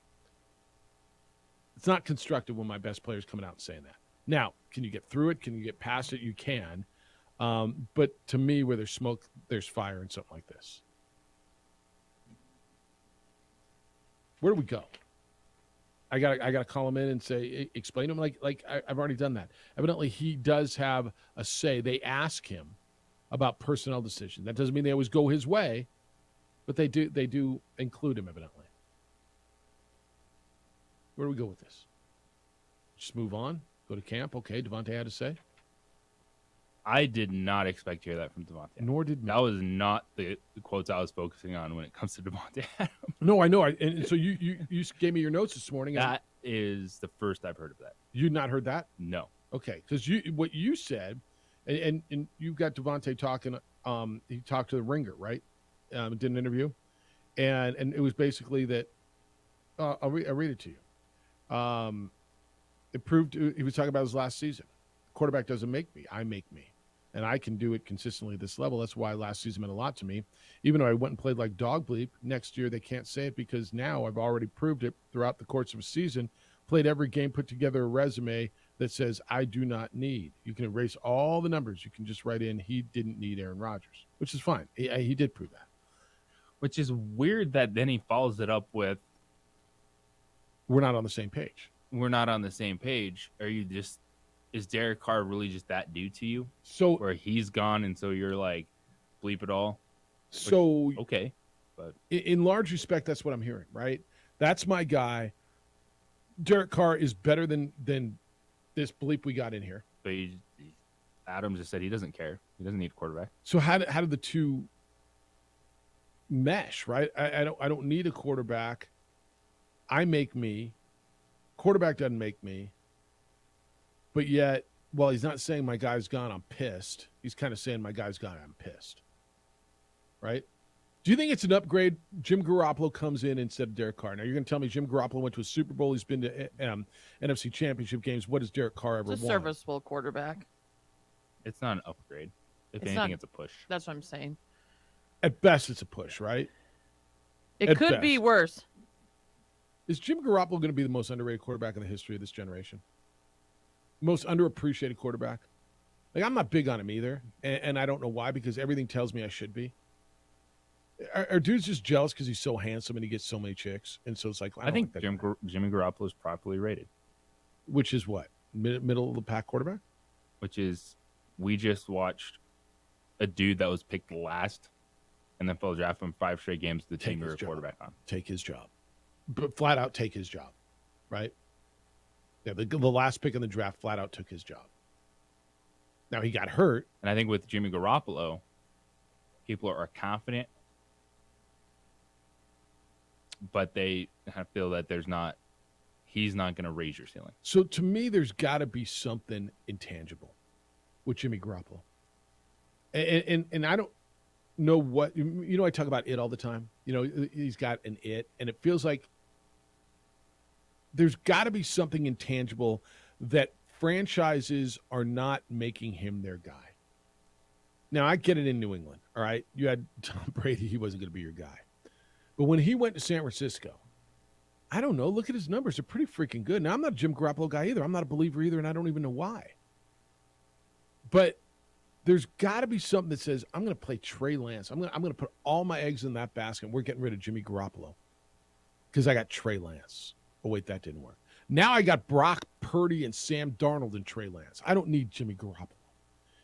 He just took us to the NFC Championship. Well, he didn't last year, but the year before he went to the NFC Championship. Now, maybe it's because he can't stay healthy, or is it a leadership thing in the locker room? Is it something? I've never heard a negative thing about it. Availability and price. Those dudes is it price? Are cheaper, and one of those guys show they can do the exact same thing. They're all hurt. Every one of them's hurt. I mean, none of them yeah, are more but they're available not than the other. hurt making $80 million. That's fair. Oh, that's fair. And if it's price, am I going to pay a mediocre quarterback less, or that's fair? Okay. Because Jimmy Garoppolo is not a dude that you need to sit there and have him eat up that much space when the San Francisco 49ers we're tying what you just laid out. Brock Purdy, Trey Lance, Sam Darnold, and there's no hesitation saying they're the second best team in the NFC. I think that's right. And I don't know if that says more about the NFC than it does about them, but yes, I think you're right. It says it's about what's Jimmy Garoppolo making this year? My computer just flat out isn't going to tell me. $72 million. This year? No, that's his ton. He's making $24 million. Okay. Is that a 3-year deal? All right, that's not crazy for a quarterback. Not these days. No, but not when you're paying Deebo Samuel, playing Christian McCaffrey, you got Bosa, you got all these other pieces. It's not worth it to have Garoppolo on your roster. We'll see. Get by. I think I agree with you. Okay, I think I agree with you. Let's see what these guys do. If you believe in Sam Darnold's able to get you to where, because who's available to them at the beginning of the year? Brock Purdy will not be, right? No, that's not true. We don't know that for sure. So Brock Purdy might. Kyle Shanahan said he thinks that Brock Purdy could be thrown by training camp. Throwing, but is he ready to take hits? Is he ready to be your quarterback? Throwing, he's ready to play quarterback. That's all it was. It was his arm. Yeah. Yeah. All right. Where's Trey Lance? He'd be your QB2 battling with Sam Darnold. Okay. And so if those guys are able to do this long term and take them back, then you're 100% right. So if they don't get to the Super Bowl, the answer is they were wrong, isn't it? Depends on what happens. It really, it's if they go out there and they lose a 1-score game in the NFC Championship game, are they wrong? No, I mean, you're right. I maybe, yeah. I mean, how they lose that 1-score game, and did Brock Purdy throw an intercept? I don't know. Yeah, let's see. One of the most befuddling things for me has been the perception, the career of Jim Garoppolo. And I don't buy in either. Like, I don't think he's that guy. I would have picked 4 or 5 guys before him on this year's free agency market. Wouldn't you have? And they let him go as well. But all guy's done has been successful. Like show me where he hasn't been. And to me, it's just the money. The money and the availability. Like it's Jim Garoppolo is not, making this $180, $190 million contract, but the level of investment that the 49ers have in that roster, and they kind of shown you that, hey, we can get by with average quarterback play. Let's play the cheap quarterback game and see how far they can take us. Yeah. All right, 505-246-0610. What thinks you? It's interesting, right? The Jim Garoppolo thing is I don't know. Would you take him over? Is he an upgrade from Derek Carr? Is he an upgrade from, I don't know, who would you rather have? Trey Lance, Brock Purdy, him? Niners made their call. It's the opening drive on 95.9 FM and AM 610, the Sports Animal. This report is sponsored by STEM. Humans can do a lot of amazing things. Fighting. We would like to thank the following sponsors for making this broadcast possible. As a mom, I try to make the best choices for my family and our health. That's why I choose Western Sky Community Care. It's a Medicaid plan with quality health coverage and special benefits like Boys and Girls Club membership credit, additional dental benefits, and wellness and support programs. I decide which Medicaid plan is right for us. I choose Western Sky Community Care. Learn more about Western Sky Community Care by visiting discoverwesternsky.com today. Don't sacrifice quality of flavor when you're in a hurry. Golden Pride offers ribs, fried chicken, green and red chili breakfast burritos, and Frontier Cinnabons. 4 great locations, or visit us online at goldenpride@abq.com. Golden Pride Barbecue Chicken and Ribs, proud supporter of ProView Sports Network.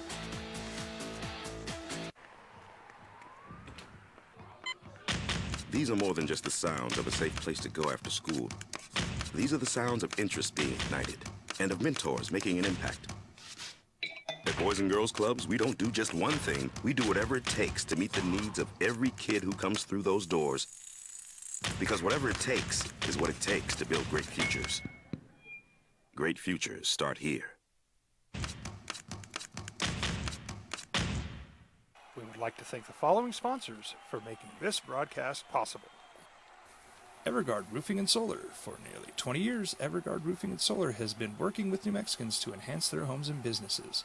For all your roofing and solar needs in New Mexico, call 505-821-9543.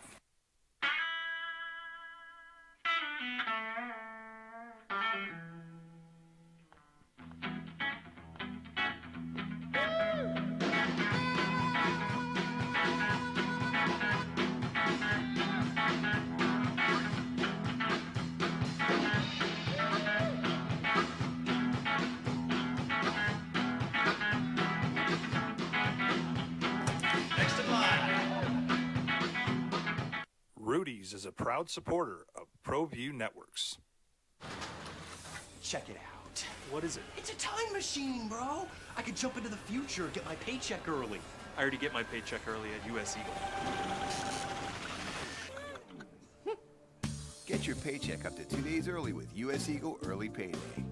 Now's a great time to have your checking with US Eagle. Time machine. Your girlfriend breaks up with you in 22 hours, 53 minutes. Wait, what? Seth? Hi everyone, my name is Master Sergeant Jacob Groves. I am a Air Force Special Warfare Pararescueman. Air Force Special Warfare are proud supporters of ProView Network and New Mexico Youth Sports. Air Force Special Warfare operators are critical thinkers. They maintain a high level of fitness, they take initiative, and they don't quit. For more information on Air Force Special Warfare, contact me at the number listed below. U.S. Air Force Special Warfare are proud supporters of ProView Sports. International Protective Services is a proud supporter of ProView Sports and New Mexico Youth Athletics. IPS provides residential and commercial security services in the Albuquerque metro area. For more info, please call 505-897-2420 or visit internationalprotectiveservice.com. We fight the battles no one hears about. We drop into the middle of firefights to rescue others. And act as one-man air traffic control towers. We're the ones who go before all others.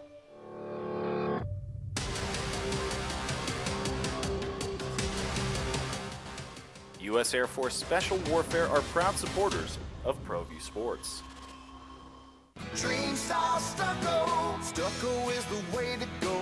A Southwest tradition, beautiful and durable. The perfect combination. Your favorite color, your favorite texture. You're gonna love it when they put it all together. Through any weather, nothing looks better. From the smooth to the rough, they really know their stuff. Nobody does stucco like Dream style stucco. Well, I'm going to the frontier, walking to the cashier, order up a root beer and a number one. Cover it with green stuff, one scoop is not enough. Find a booth is real tough, back by the Duke. Meet my family, meet my friends in the quirkiest restaurant I have ever been. All of Albuquerque's favorite spot, it's the Frontier Restaurant. The Frontier Restaurant is a proud supporter of ProView Networks. As a mom, I try to make the best choices for my family and our health. That's why I choose Western Sky Community Care. It's a Medicaid plan with quality health coverage and special benefits like Boys and Girls Club membership credit, additional dental benefits, and wellness and support programs. I decide which Medicaid plan is right for us. I choose Western Sky Community Care. Learn more about Western Sky Community Care by visiting discoverwesternsky.com today.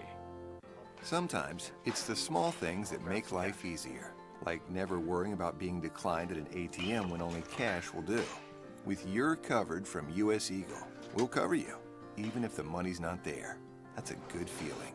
And we do it with no extra fees or penalties. It's called trust, and we think that's important, especially if we're asking you to trust us.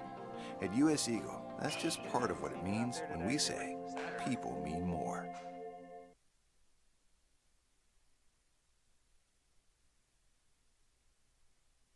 We would like to thank the following sponsors for making this broadcast possible.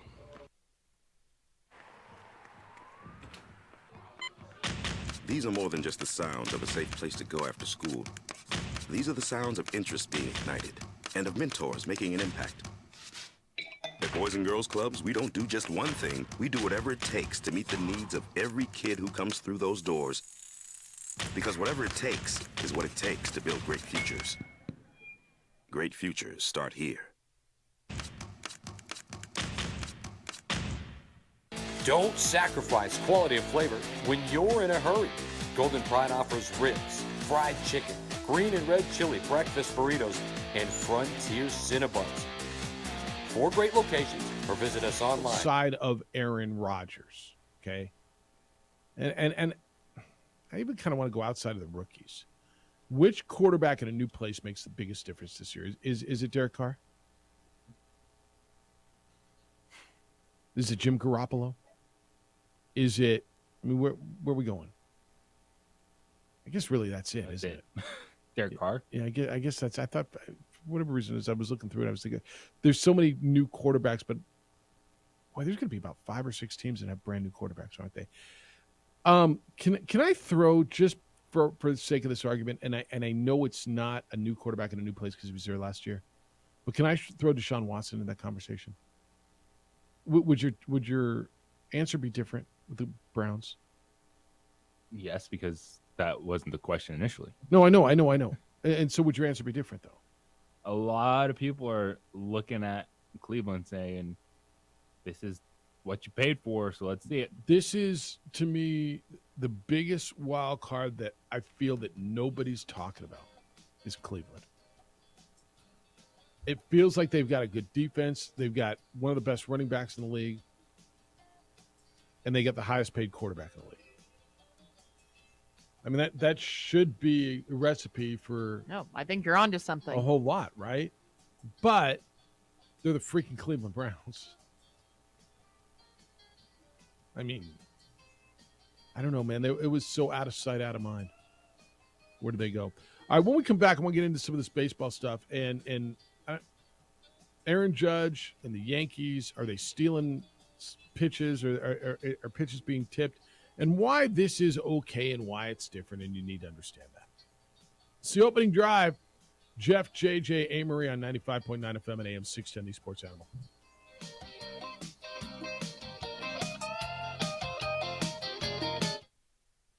We would like to thank the following sponsors for making this broadcast possible.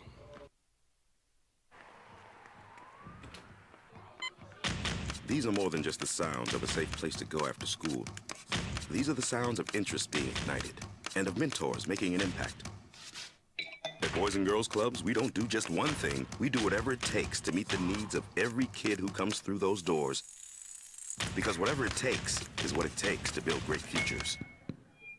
Great futures start here. Don't sacrifice quality and flavor when you're in a hurry. Golden Pride offers ribs, fried chicken, green and red chili breakfast burritos, and Frontier Cinnabons. 4 great locations, or visit us online at goldenpride@abq.com. Golden Pride Barbecue Chicken and Ribs, proud supporter of ProView Sports Network.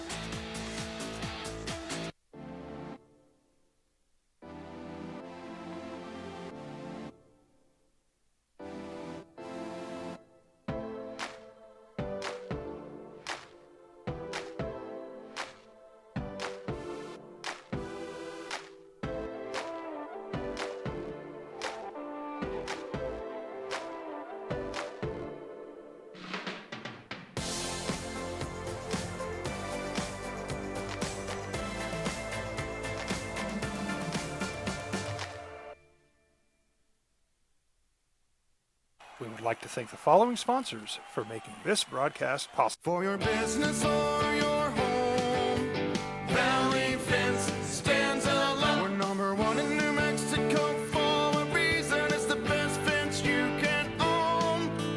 Proudly serving New Mexico for over 50 years. At Valley Fence, the difference is clear. No fence too big, too small, or difficult. We handle them all.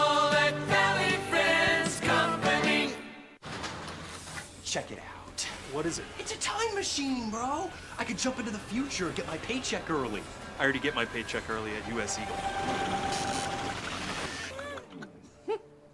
Get your paycheck up to 2 days early with US Eagle Early Payday. Now's a great time to have your checking with US Eagle. Time machine. Your girlfriend breaks up with you in 22 hours, 53 minutes. Wait, what? Seth?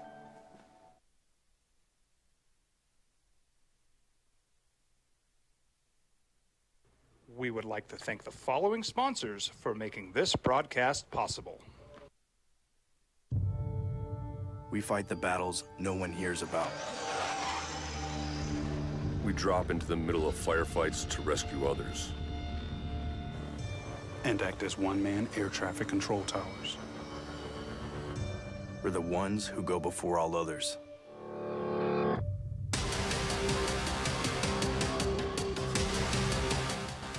U.S. Air Force Special Warfare are proud supporters of ProView Sports.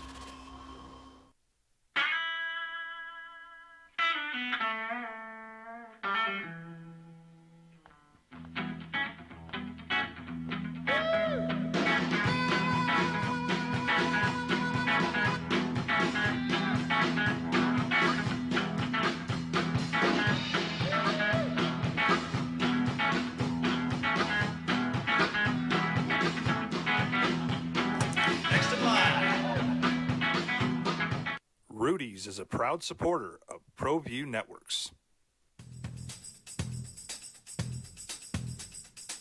International Protective Services is a proud supporter of ProView Sports and New Mexico Youth Athletics. IPS provides residential and commercial security services in the Albuquerque metro area. For more info, please call 505-897-2420 or visit internationalprotectiveservice.com.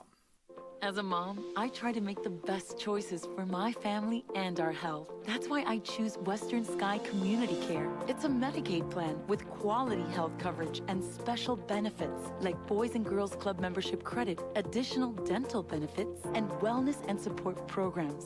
I decide which Medicaid plan is right for us. I choose Western Sky Community Care. Learn more about Western Sky Community Care by visiting discoverwesternsky.com today. Sometimes it's the small things that make life easier, like never worrying about being declined at an ATM when only cash will do. With your covered from US Eagle, we'll cover you, even if the money's not there. That's a good feeling. And we do it with no extra fees or penalties. It's called trust, and we think that's important. 5 years running. It's the OD in the AM with 3-time New Mexico Sportscaster of the Year, Jeff Symbieta, A. Marie Castillo, and JJ Bob. All right, a lot of talk this morning about Nuggets win over the Lakers last night. 132-126 was the number. Game 1, Western Conference Finals. Nuggets were up by 21 points. Lakers came all the way back. All the way back. Well, almost all the way back. They got to within one possession and couldn't get over the hump. They had an opportunity. LeBron James took a three, missed it. Another opportunity, and the ball got poked away from LeBron. And so the Nuggets hold on. JJ kind of feels that it's a good situation. He feels good about the Lakers, confident about them. So we'll talk about that. If you want to get in on that, you can. I'll update you on Lobo Golf as they're getting ready to start the third and final round of the NCAA Regionals in Salem, South Carolina. Lobos are down a spot. They are 8 under today. 8 under today, but everybody's under today. They started, they're in fourth place, but they're in a good spot. They are 11 spots clear of the sixth place team. Okay. Top 5 advance to the NCAA tournament, the finals. New Mexico is 33 under, 4 spots out of fourth place, and 11 spots clear Clemson. JJ, I mean, I don't want to say barring a total collapse, but they're in a really good position right now to make the NCAA championships. Feeling good. Finish it out. They're on holes 5 through 8 right now. So 8 under today, 33 under for the tournament. and it's again, I'll keep you up to date on that. They're being led by Albert Bonetta, who is tied for 5th. He's 10 under par, 6 strokes behind the leader, Ryan Burnett of North Carolina. So we'll keep you up to date on that. All right, I teach you on some baseball. So this kind of stuff, we have spent over the years, we've had a lot of conversations about the unwritten rules of baseball, right? There are more unwritten rules in baseball than, would you say, anything else? Surprised they haven't written them down by now. And in some places, I imagine they're written. All right.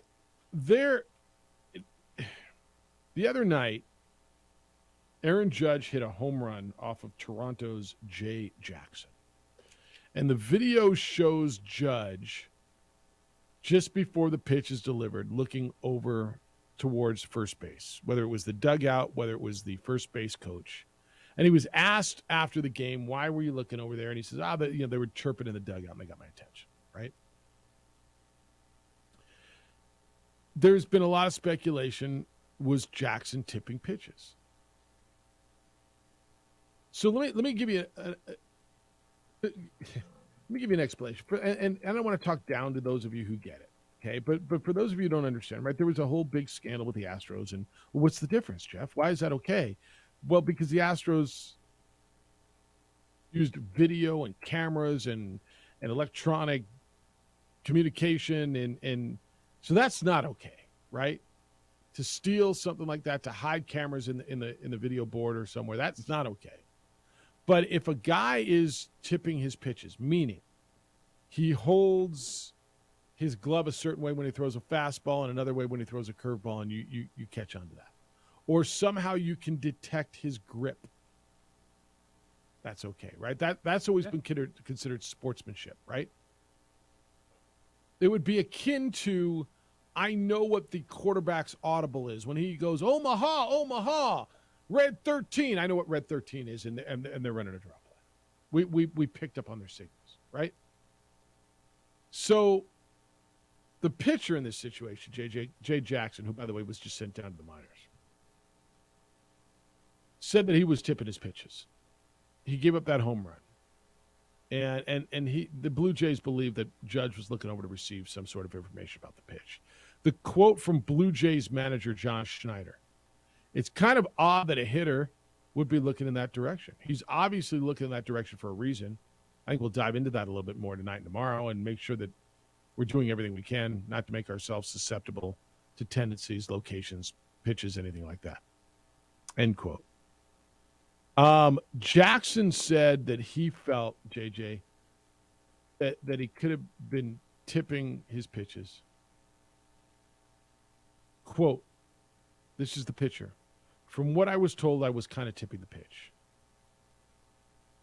It was less my grip when it was coming behind my ear. It was the time it was taking me from set position, from my glove coming from my head to my hip. On fastballs, I was kind of doing it quicker than on sliders. They were kind of picking it up. Well, I don't know if that's right or if it was the grip, but JJ, are you good with all this? Are you good with Aaron Judge looking over and getting a tip from whether it was the first base coach or the dugout on, here comes a fastball, here comes a slider? Yeah. Because it's part, that's why you switch up signs when there's a runner on base. That is why you, as a pitcher, have to be conscious about your sequencing, about where you're holding things when you're throwing certain things. It's why, part of the craft is to make sure every arm angle, every pitch looks the same. And if they happen to pick up something, this happened, was it Yu Darvish? Something in the World Series a few years ago. Like they just figured it out. They saw, well, no one's going to believe it if it's against the Astros, but they saw something every time this pitch is coming. This is what he does. And to me, that is more gamesmanship. When it's going on the field, there's not an extra added layer of, hey, we're using this camera angle to directly see what the catcher is throwing down and then relaying that. It's what you laid out. If you pick up a play call, that's why you watch film. That's why all these things are studied, to see tendencies, to see where a guy is leaning on a route, to see where a linebacker's hand is. Like, honestly, you talk to like linemen and stuff, and they'll look down and be like, is his hand in the dirt? Is he kind of leaning back on his heels? All these little things that happen on a field, I'm good with.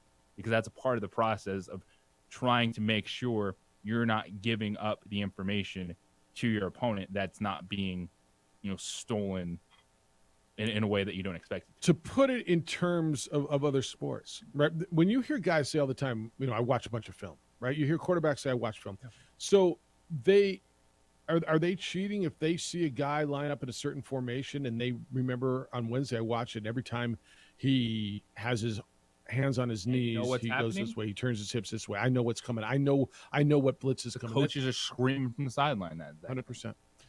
A basketball player, there's a set. There's a reason they watch film. What's the tendency when there's 3 seconds to go? Where do they go? When LeBron comes off a pick going this way, what's the tendency? That's exactly what film is. And if somebody detects an irregularity in a pitcher's motion, that he comes set, let's just say he comes set at his belt at a fastball, but he comes set a little higher with his hands on a breaking ball, and so. It's exactly the same thing. Now you're going to say, well, but they're relaying the information. That's what the Astros did. They're not really. No, the Astros did not. They're literally stealing the signs. They've got a camera set up and center field camera, and then somebody go on video. Curveball. Right. That's what they were doing. As opposed to just something that happens naturally on the field. For me, there is a difference in that. I don't think of it as cheating, because then, if you feel that way, so you're telling me baseball is the only game in which coaches would not be allowed to communicate. Because every basketball game you've been to, every football game you've been to, when a play is called out, coaches immediately start screaming. Yep. Watch the draw. Take away the action. Yep. Step up here. That's happening naturally in the game. That's a part of the game. You just mentioned this. So I want next time you watch a game, if you're not familiar with this, I remember, teaching Addie this. Watch the third base coach. Why do you think he goes through that elaborate set of signs that they change on a regular basis? Only 2 things in there mean something. And very often, none of it means anything. It's all hocus pocus. There's an indicator and whatever comes next. The bill of the cap is the indicator. Whatever the next sign is the bunt sign, the steal sign, the take sign, or there's nothing there. I want you to watch the center field camera when there's a man on second base and watch the catcher give signs. He didn't just put down one finger. He's flashing like 4 signs: 1, 4, 4, 2, 6, 1. And well, there's not 6 because you have 6 digits, right? But right, there's 1, 1, 2, 2, 4, 3, 1. Well, and that's also why they've gone to like pitch calm and stuff now. It's in their ear. That's where you don't even have to see signals to just say, all right, do you think this is such a huge problem? Right. You can get it electronically. Yeah. So now it's in their ear. So that's where it is. And I don't know. I mean, those of you who hate it, did the Blue Jays seem to have a problem with it? It was on them. This wasn't on the Yankees to me. Well, the initial problem was everyone is suspicious because of what happened with the Astros and then the Red Sox and everyone talking about other teams that were doing it. So there's like a suspicion that it's always something bad. Like there's something more than just the organic stealing. Because where it came from was the Blue Jays broadcast had a great shot of Aaron Judge's eyes like dart to the side, then dart back, and he hits a home run. Did you watch? So they started freaking out. Did you see yesterday's broadcast? Like literally the tight shot on Aaron Judge's eyes every time he's at bat. Now maybe somebody else did it yesterday. Who knows? But I mean, it's like no, watch those eyes. Aaron Judge's eyes. He's focused on the pitcher. Okay, and hit a ground ball to shortstop. See, they must not be stealing pitches today. Well, they're in Canada, so you need to be Canadian, eh? Well, but on the Yankees broadcast, they don't all of a sudden have a different accent. Well, what I would have done if I was Aaron Judge, after I mashed another home run yesterday. By the way, I would have ran around the entire bases with goggles on. Eyes. That's right. Yeah. What now? Yeah. 62 of these suckers last year. And I'm going to hit a few more. I'm going to hit a few more. Yep. It's where it's going, man. But look, if you don't understand the difference, I don't know how more to explain it to you. Why is one okay and why is one not? Because one's organic and one is using, electronic devices. Well, Jeff, in technology today, why wouldn't you use all you can? And there's part of me that almost says, you know what? Kind of get it. Like there's a part of me now with the evolution of technology. I hate it, and I'm old school on it. I think it's fine. You know, if you want to, I don't think that. No, like in the moment, pitch sequencing, and then if you were able to see that and you use the camera, then I really agree with you. Like that's that's the whole crap with like videotaping someone's practice, right? They come into your building, you know, football, like the Patriots were accused of, right? Like I think where all of us can understand the difference between in the moment, understanding an audible, watching film, knowing a play that's coming. There's not a lot of stuff that surprises teams and athletes anymore. No, I would hope, but to me, that's different than in a pitch sequence of knowing exactly what's coming versus you seeing a pitcher setting up differently for what he throws. Yeah. All right, when we come back, how do the Lakers get game 2 in Denver? Did they figure something out late in that game and they just continue what they do? And then it's on the Nuggets to counter. Who's got to counter and how the Lakers win next on the opening drive? Jim Rowe. Y'all remember Javi Baez? These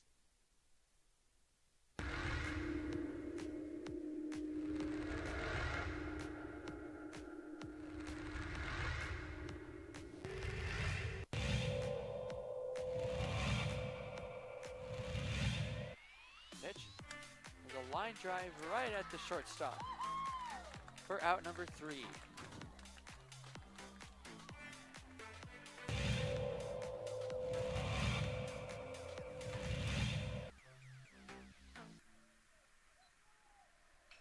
Apodaca ripped to left field.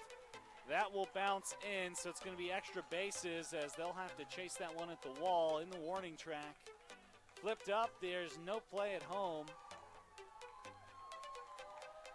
So it's an RBI double for Andrew Apodaca.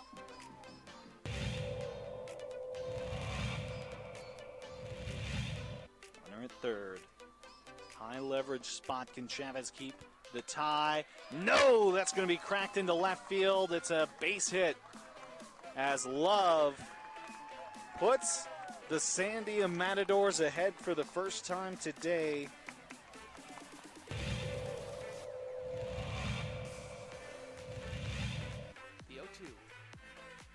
Upstairs goes the backstop, and the run will not score. Gun down at home.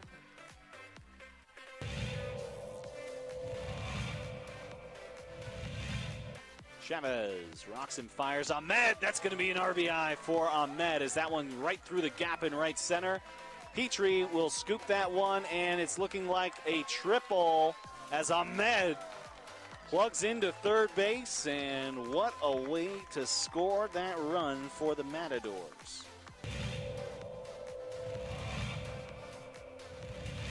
Coach Romero barking out his orders there to his players. He's been around the game for a long time. Nice shot to center field. That'll bring runners in. Just like that, La Cueva will bring 3 runners in to go up 3-0. Runner advances to third.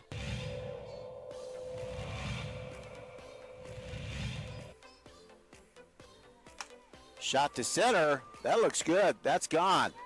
Man, outstanding center shot there. As La Cueva will score. Antonio Lucero, second baseman. Quite the hitter.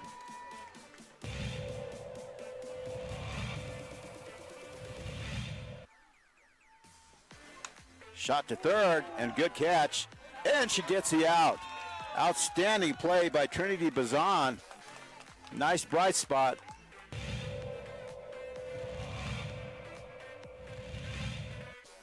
Costly errors allowed Cleveland to get 1 run back. That one hit on the ground to the left side. Throw to first in time. Throw home.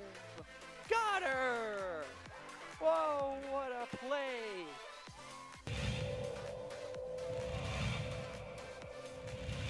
Next door or something.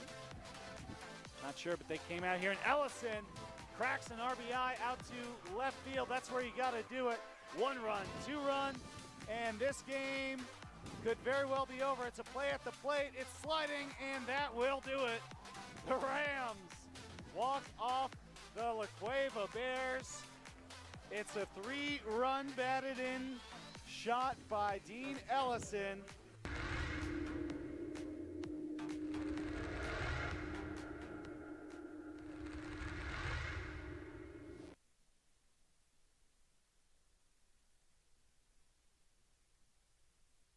We would like to thank the following sponsors for making this broadcast possible.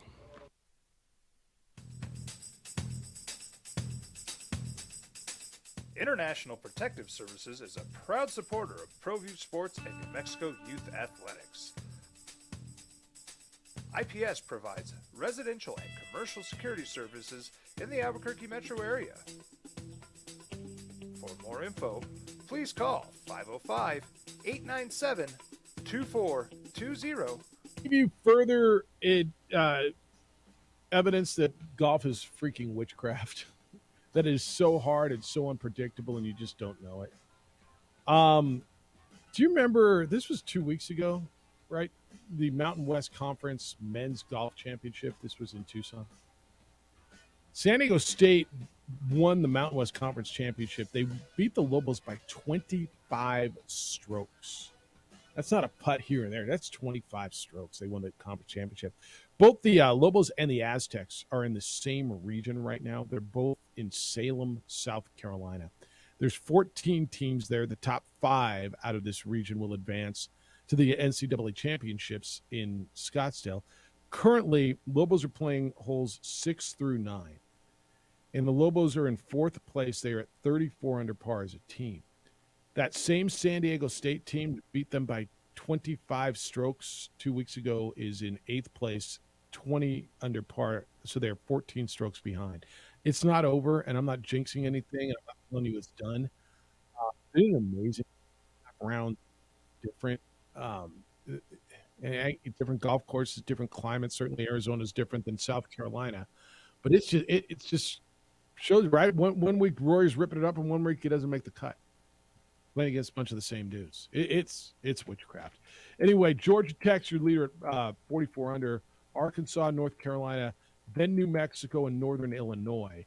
Again, the top 5 will advance. Lobos are 12 strokes clear of number 6 Clemson right now. You know, Clemson was Clemson's made a heck of a run.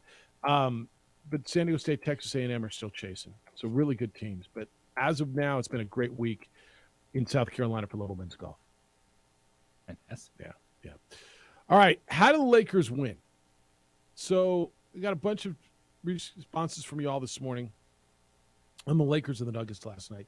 Nuggets 132, Lakers 126. Nuggets were up by as much as 21. And this thing got tense down the stretch, didn't it? It got very tense. It got down to 1 point. I'm sorry, 1 possession, 3 points. Ball was in LeBron James' hand. He launches a 3 with 40-something seconds to go in a 3-point game, and you thought what? Here we go. Right? It's the worst loss of the postseason. And I'm talking about the second half blowouts that we've seen, the 30-point losses. That would have been the worst loss of the postseason to blow a 21-point lead at home in the Western Conference Finals. I'm not going to lie. If they'd have blown that lead at home last night, I might sit here and have called the series. It would have been Lakers in 4. Right, don't you think? They could have been. Now, some people are telling me Lakers in 5 today. I don't know that I buy that at all, because the team who won is still up 1-0, right? The team who won was still dominant for 3 periods yesterday, and we're up by 21 points. And so I asked you the question earlier, what do you believe? Do you believe the series is that team, the Nuggets were dominant and they're better and we're 21 points better? Or do you believe the Lakers, that's who it really is, and they just needed a second to whatever? Here's how the Lakers win. Okay, the Lakers win by continuing to play half-court defense, and so they got to stay out of the transition defense. They continue, and to say frustrate Jokic is really hard to say when you have 34-point triple-double and 21 rebounds. But what they did to him in the fourth quarter, I feel like the Lakers and Darvin Ham figured something out in the fourth quarter defensively. And then they continue to, I think they'll be consistent with Anthony Davis and LeBron James and figure out who their third is. next game. Yesterday was Austin Reeves. Is it Hachimura? Is it Schroeder? Is it Walker? Whoever it is, and find that third score. That's how they win. And JJ, you're not completely convinced you're going to get the consistency out of the Nuggets. Because for me, the Lakers, they don't have a problem offensively. The post offense is going to continue to be there. I think defensively, the game will slow down. KCP, Bruce Brown won't be as hot. And so that's going to take the Nuggets back to earth. And I think that in the half-court sets, there's a few more things I trust in the Lakers to be able to execute than I do the Nuggets. Have we gotten past the rhetoric now? Because we've seen Anthony Davis play 3-4 good games in a row. Have we got past the whole EKG thing on him where he's up, down, right? The knock on him was he plays one good game, one not good game, one good game, one not good game. Have we got past that where you feel you can trust AD every night? Because I now do.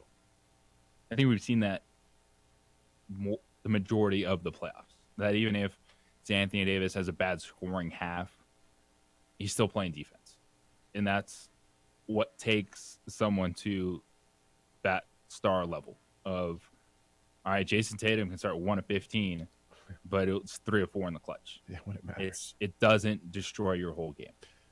So I look at athletes, and I always wonder, how do you judge an athlete, right? And ultimately, when we have these conversations, what do they do when it matters? What do they do in the championships?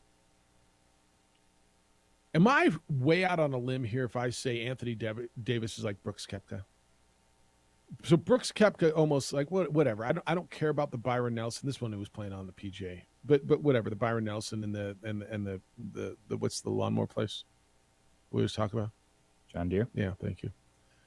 But he comes to play at the majors, and dude balls during the majors. Now maybe it's not fair to compare a individual sport guy to a team sport guy. Okay. But is it fair? Like, how do I judge Anthony Davis? Because he's making a ton of money. He was unavailable to his team the majority of the season. And yet here we are in the postseason. And dude might be the best player in the league right now. Like who's better than him right now? You can tell me Jimmy Butler or Jokic? I mean, we can have this conversation. But he might be the best player in the freaking league right now. And the whole conversation coming in, the reason they were 13th at one point and out of the playoff picture is because dude wasn't there. Now, you're going to tell me he wasn't healthy, and very often he's not healthy. So how do I judge that guy as a player? That is a great question. And we can try to answer. All right. Maybe Robert Portner. Oh, well, I got to take a break? Can you hold Rob through the break? Because you want me to take Rob? All right. Look, you're so big, Rob, that A. Marie said blow through the clock and never mind that break. We want to talk to Robert Portnoy. How are you? I really like A. Marie. Everybody likes A. Marie. What's up, my friend? I've been listening to you guys on and off all morning. First off, the analysis of Game 1 is fantastic. I think you guys are spot on with a ton of stuff. I have a question for you, a perspective. You guys have been talking about the way that the Lakers defend Denver, and I'm looking at it from the other side, and the way that the one thing that they focus on is the switch of Rui, putting Rui as the primary defender on, on Jokic, and it makes sense, right?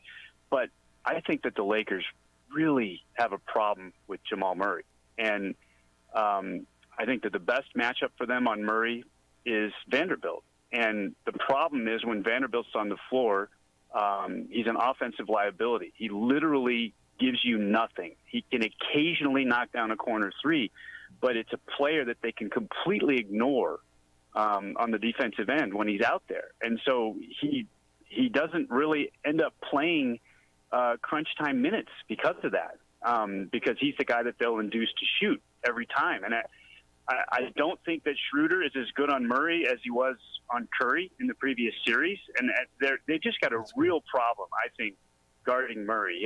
He has a size advantage when he's matched up against Schroeder. And I just felt like the entire first half, whenever they brought Jokic to Murray and put him in a ball screen, it was over. Like they got whatever they wanted, and they went away from it. I'm not really sure why.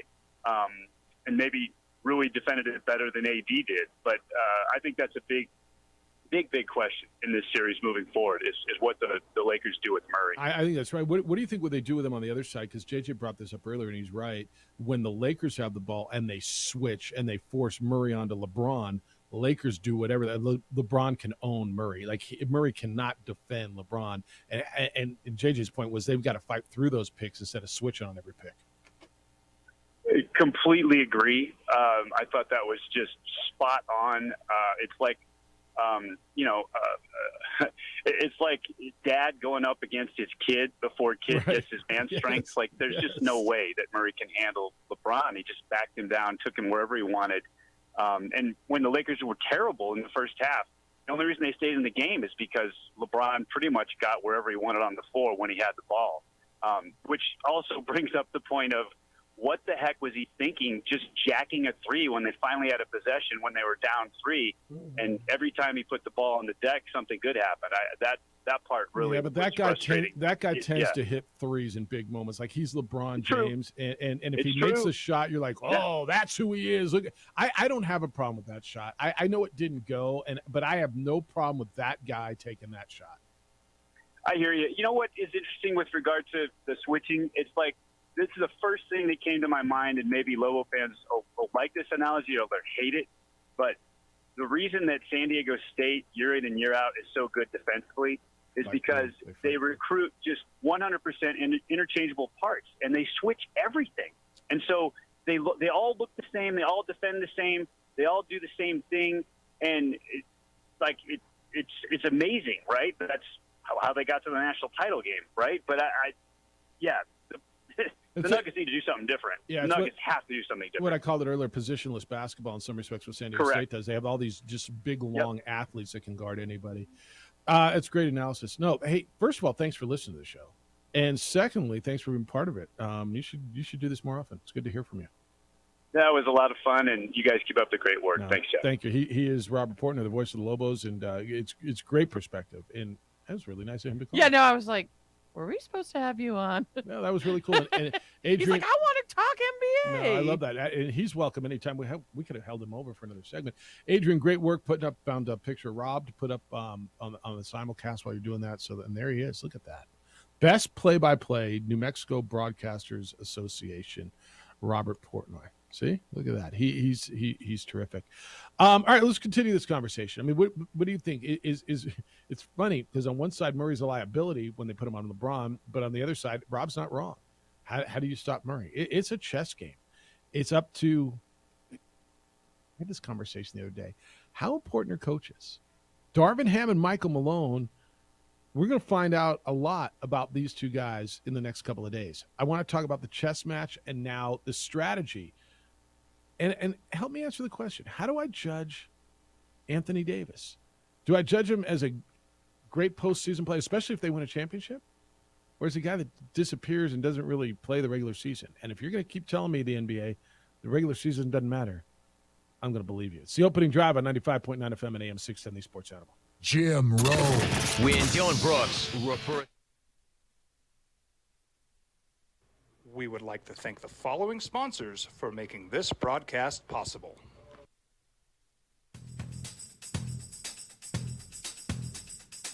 International Protective Services is a proud supporter of ProView Sports and New Mexico Youth Athletics. IPS provides residential and commercial security services in the Albuquerque metro area. For more info, please call 505-897-2420 or visit internationalprotectiveservice.com. We fight the battles no one hears about. We drop into the middle of firefights to rescue others. And act as one-man air traffic control towers. We're the ones who go before all others.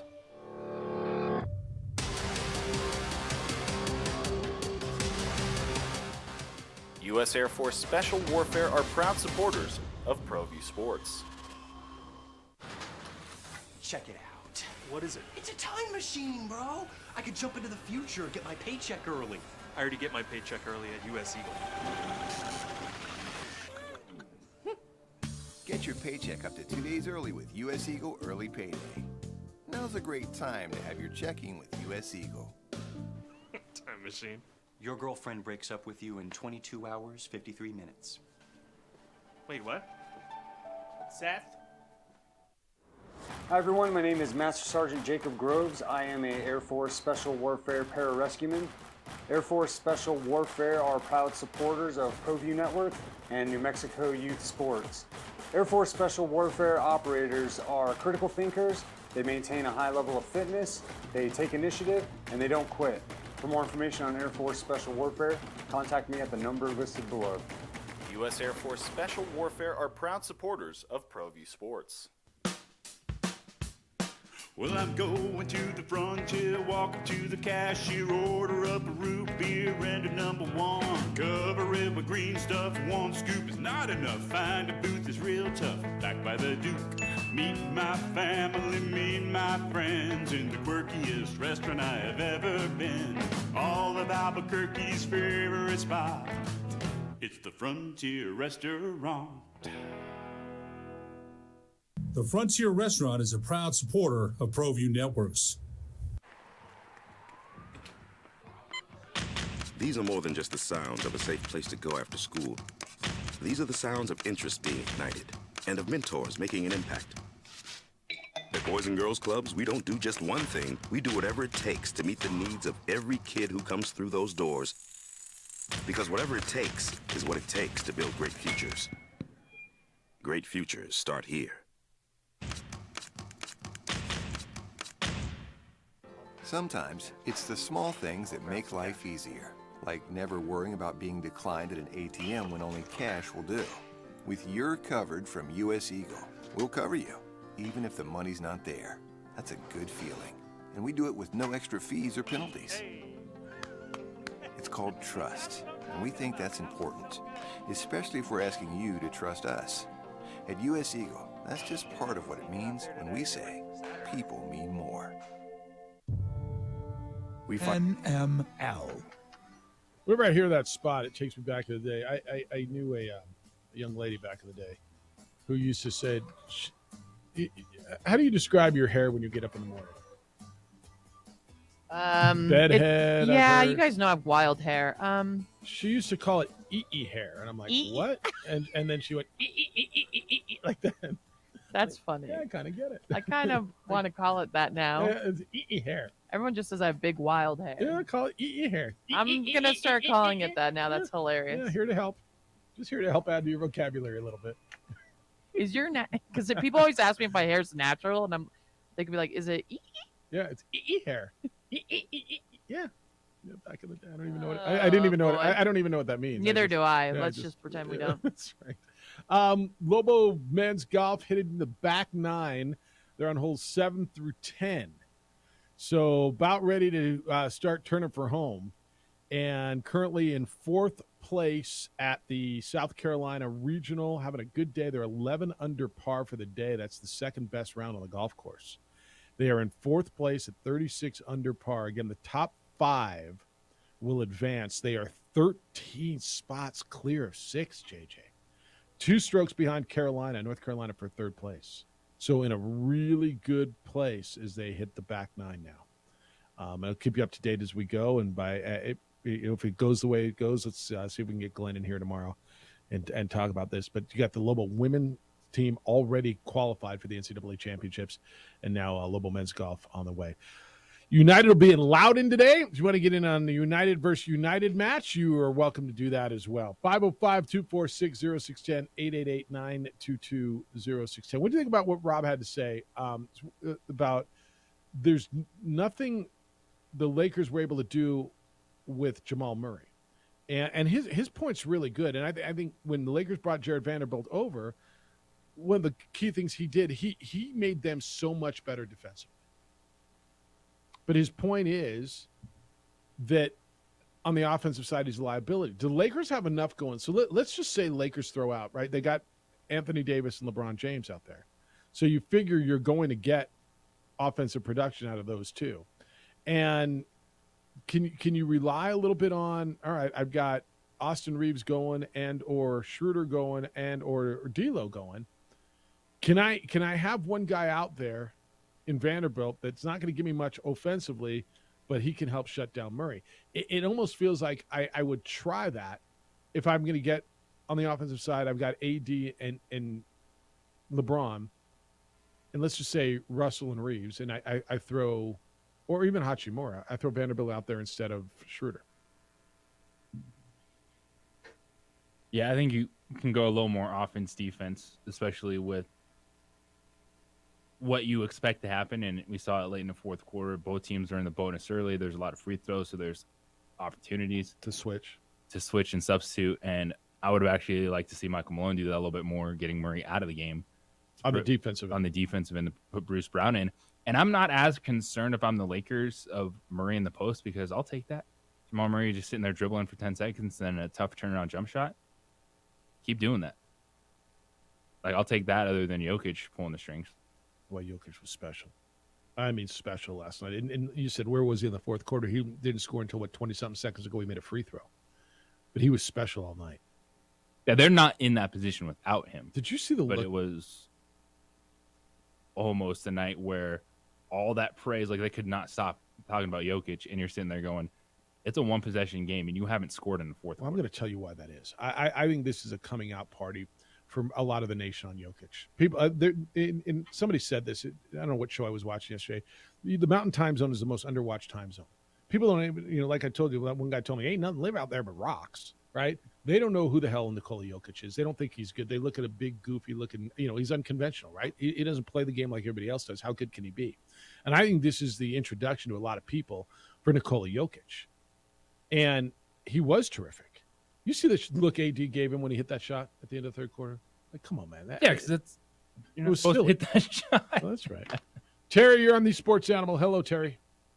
Good morning, everyone. Hope you guys are having a wonderful day.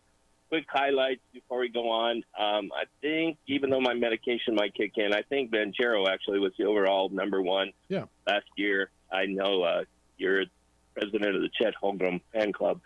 But I know, for the new French kid, and I won't be able to pronounce his name, is he going to be great, or is he going to be a Yao Ming? Yao Ming was there.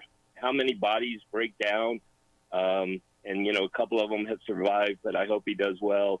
Hope he enjoys the experience. I think the Nuggets were content with LeBron shooting the three with everybody in foul trouble, 42 seconds. I thought he'd take it to the hole, because if he cut it to one, then how tight would Denver been and all that? But I digress. I wonder how many Jimmy G people in the media lost a girlfriend that looks, to a guy that looks like Jimmy G. I mean, he's just a typical professional, wasn't the greatest player, but minded his P's and Q's and did his job, but that goes on. But my main thing calling today is after John Moran, Brandon Miller's going to go in the top 5.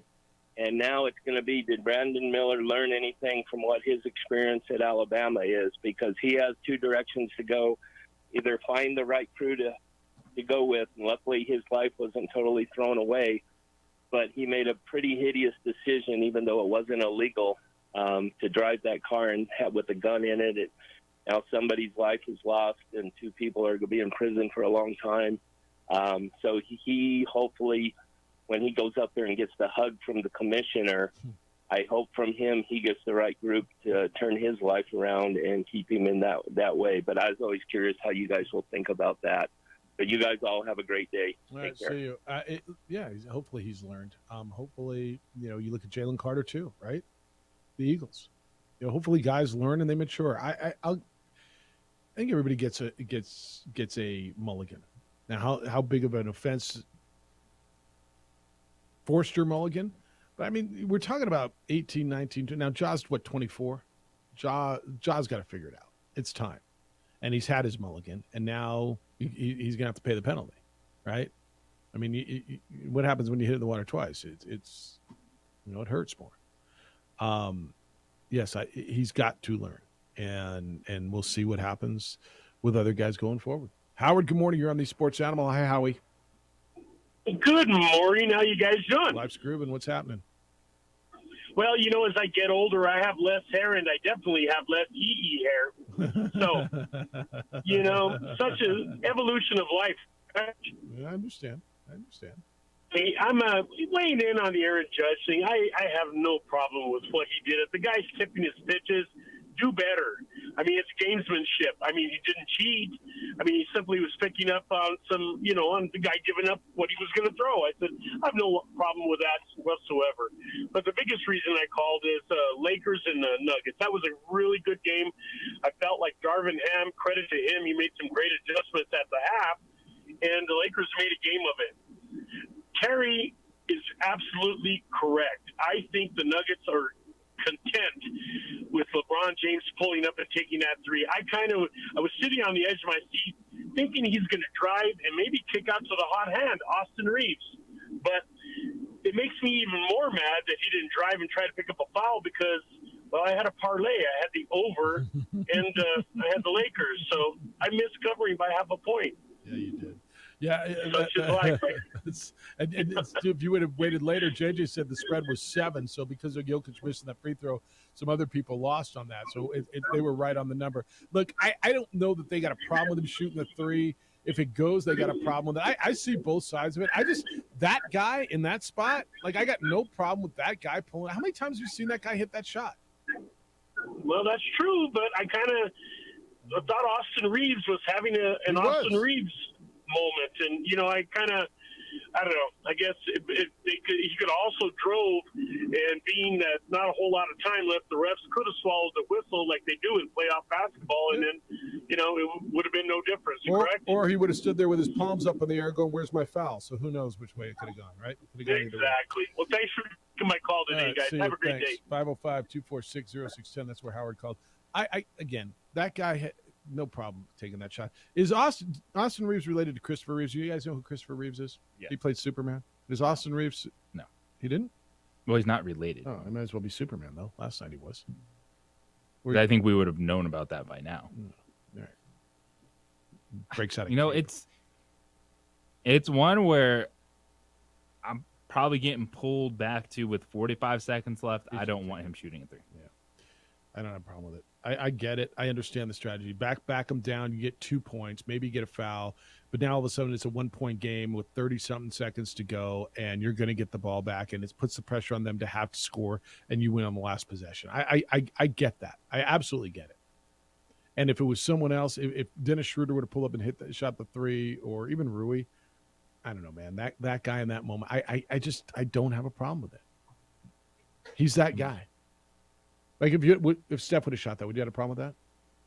No, because he's Steph Curry. See, and it's kind of where I am. It's LeBron James. How many times he hit that shot in that situation? And yeah, he's 20% and he's 38. And I don't know, man. He's still that freaking guy. If he would have made that shot, would it have surprised you? No, I'm not surprised. You expected it to go, like you said, bleep when he shot it, didn't you? It is a totally different feeling. Steph Curry taking that versus LeBron James, even with him being that dude. Because I think the momentum of the game they were at the free throw line, they were hitting their free throws in the fourth quarter. The refs were still calling fouls in the post. Yep. All right, we're gonna wrap it up. Lobo's making a climb up the leaderboard. Let you know what do you got. I got an answer for your Anthony Davis question. You do? That we never answered. The question being, how am I supposed to judge him? No regular season, but heck of a postseason. Can't wait to hear that answer. Next, on the opening drive on 95.9 FM and AM 610, the Sports Animal.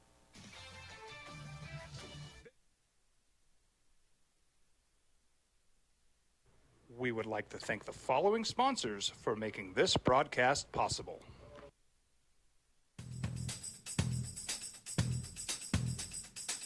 International Protective Services is a proud supporter of ProView Sports and New Mexico Youth Athletics. IPS provides residential and commercial security services in the Albuquerque metro area.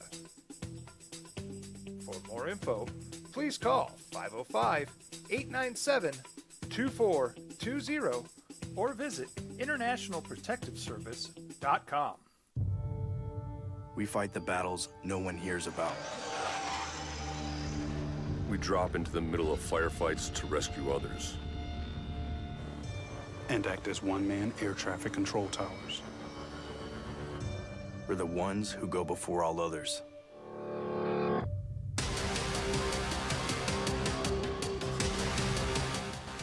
U.S. Air Force Special Warfare are proud supporters of ProView Sports. Check it out. What is it? It's a time machine, bro. I could jump into the future, get my paycheck early. I already get my paycheck early at US Eagle. Get your paycheck up to 2 days early with US Eagle Early Payday. Now's a great time to have your checking with US Eagle.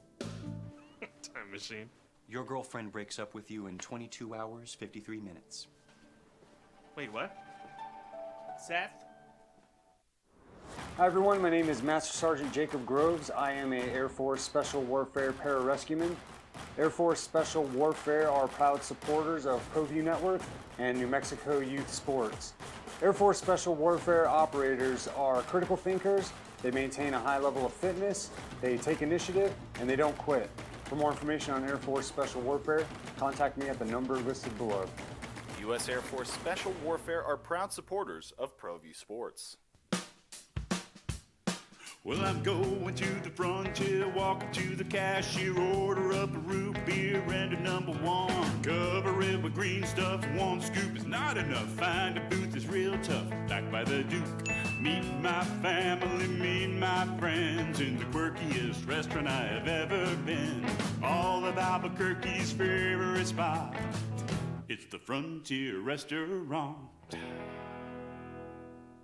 The Frontier Restaurant is a proud supporter of ProView Networks. These are more than just the sounds of a safe place to go after school. These are the sounds of interest being ignited and of mentors making an impact.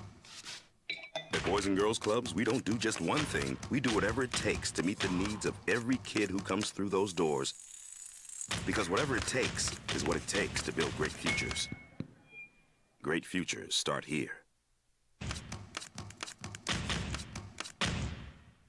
Sometimes it's the small things that make life easier, like never worrying about being declined at an ATM when only cash will do. With your coverage from US Eagle, we'll cover you, even if the money's not there. That's a good feeling. And we do it with no extra fees or penalties.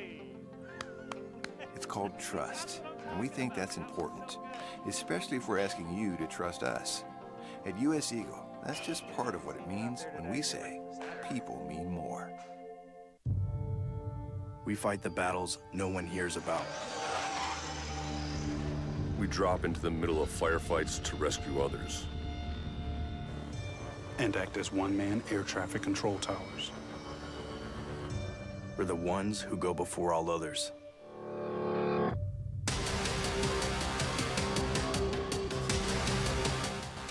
U.S. Air Force Special Warfare are proud supporters of ProView Sports.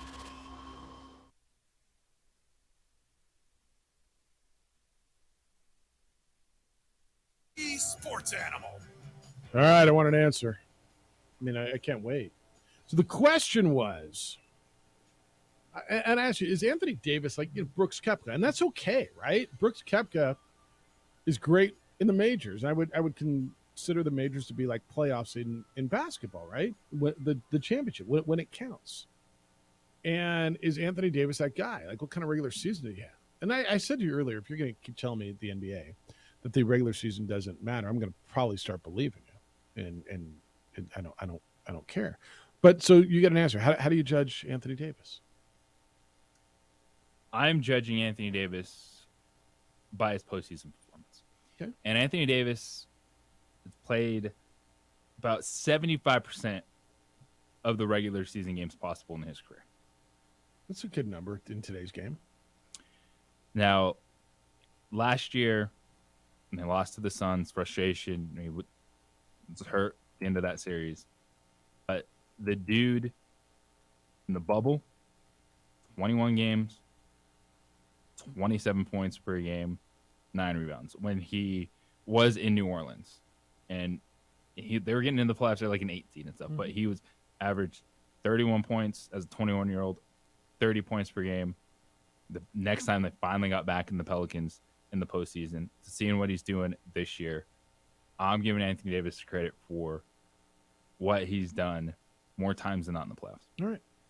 And I think especially if he wins a championship this year, I think that's probably going to be the right answer. So what does that mean about the NBA's regular season? They go from November to April. And how many games did he play this year? Did he play about half? Did he play even half this year? If the answer is, and that's why the conversation with Alex English was so fascinating. He's 56 games. All right, so he gets a bad rap. 56 out of 82. No, he missed 26 games. So he played about 2/3, right? Does the regular season matter? Like I know you watch regular season basketball and it's fun and we all like basketball and there's always a storyline and look who's hot and then you come down to the stretch and who's going to make the play in but does the regular season matter? When 10 or 15 teams make the and I'm going to call the play-in tournament the postseason because I got 2 teams in the play-in tournament in the conference finals. The Final Four, 2 of them, half of them played in the play-in tournament. So I'm going to call the play-in the postseason. When you got 10 out of 15 in each conference, that's 20 out of 30. 2/3 of the teams make the playoffs. Does the regular season matter? You can't coast the entire regular season. You can coast a chunk of it, No, you can't can't. you? Lakers coasted. They didn't coast. They changed it. All right, that's fine. But the philosophy is Just for a half the the year, result they is the same. They didn't coast. They were bad. But let's just say It doesn't they matter coasted. as much as you'd like it to be, but it doesn't in any sport outside the NFL of regular season watchability. Probably college football. And college football may watch that decline when they go to 12, right? No. You don't think the regular season loses some of it? See, I would tell you it does because we're here for playoffs, not some of regular those games were playoff games. I don't. We're here for postseason basketball. We're here for postseason everything. Hence, not trying to overplay the regular season. Like it's part of the process. When you're playing 82 of anything, it's hard to get like that much meaning out of it. That's why. But I also think for the NBA, this is a testament to the depth of the league. Not that the regular season is trash. Okay. But that's why more people watch golf this weekend than they did last weekend. Because it's a major, right? It's essentially, it's not the postseason. They play their postseason within their season, right? To a lot of people, it has that feel, though. What do you mean? Like postseason golf, I don't think people care about. No. The golf postseason is within the So this season. is Their like championships are within their season, right? You watch the Masters, the Open, the PGA, and the U.S. Open, and that's why. All right, Lobo Golf made another move. They're in 3rd place. They moved all the way up to 3rd place. They're 1 stroke out of 6. Dude, they are playing. Right now, UNM Golf is the best on the course today. They're 14 under. It's the best round at the regional. They are in a great position. They're on holes 8 to 10 to make the NCAA championship. And they're being led by Albert Bonetta, who's in 3rd place overall at -11. They're having a day today. And then Brandon Shong is 4 under today for them. So that's why they're making such a great move. Man, look at them. That's really cool. All right, call it tonight. Who you got? Heat and Boston. This game's in Massachusetts. Everybody's on Boston in this series. I mean, and I'm hearing it could be a short series. You know how I feel about Miami. Short series is 4 and 5. Worst thing to happen for the Celtics is that ridiculous ESPN analytics thing that popped up and it said 3%. That the Heat only had a 3% chance to win the series. What kind of garbage is that? Like, or that to me, that kills the whole credibility of that metric. What? No, honestly, doesn't that do you kill the credibility of that metric? What is this? This is gonna look very bad for someone. The Heat win this series. I got the Celtics tonight, and I think this is going to be a long, grinded out series. I got them as 6, but I like Miami tonight. Who you got tonight? Miami. I like Miami tonight. All right, Jim Rome Show is Tough next. one. Heard with Colin Cowards after that. 2 Men On comes your way at 4 o'clock, and then you get Isotopes and Tacoma. Josh Sushan will crack the microphone at 6:15. We'll be back tomorrow morning with award-winning radio starting at 7 a.m. Thanks to everybody who was part of the show, including guest special big dog caller Robert Portnoy today. Adrian looked great, always does. A. Marie, great work. Thank you. Big day for you. Huge day. Enjoy it. Be good to each other, please. Be kind, loving, caring, and sharing. We will smell you tomorrow. It seems no one is immune from the wave of vandalism and break-ins. Even We would like to thank the following sponsors for making this broadcast possible.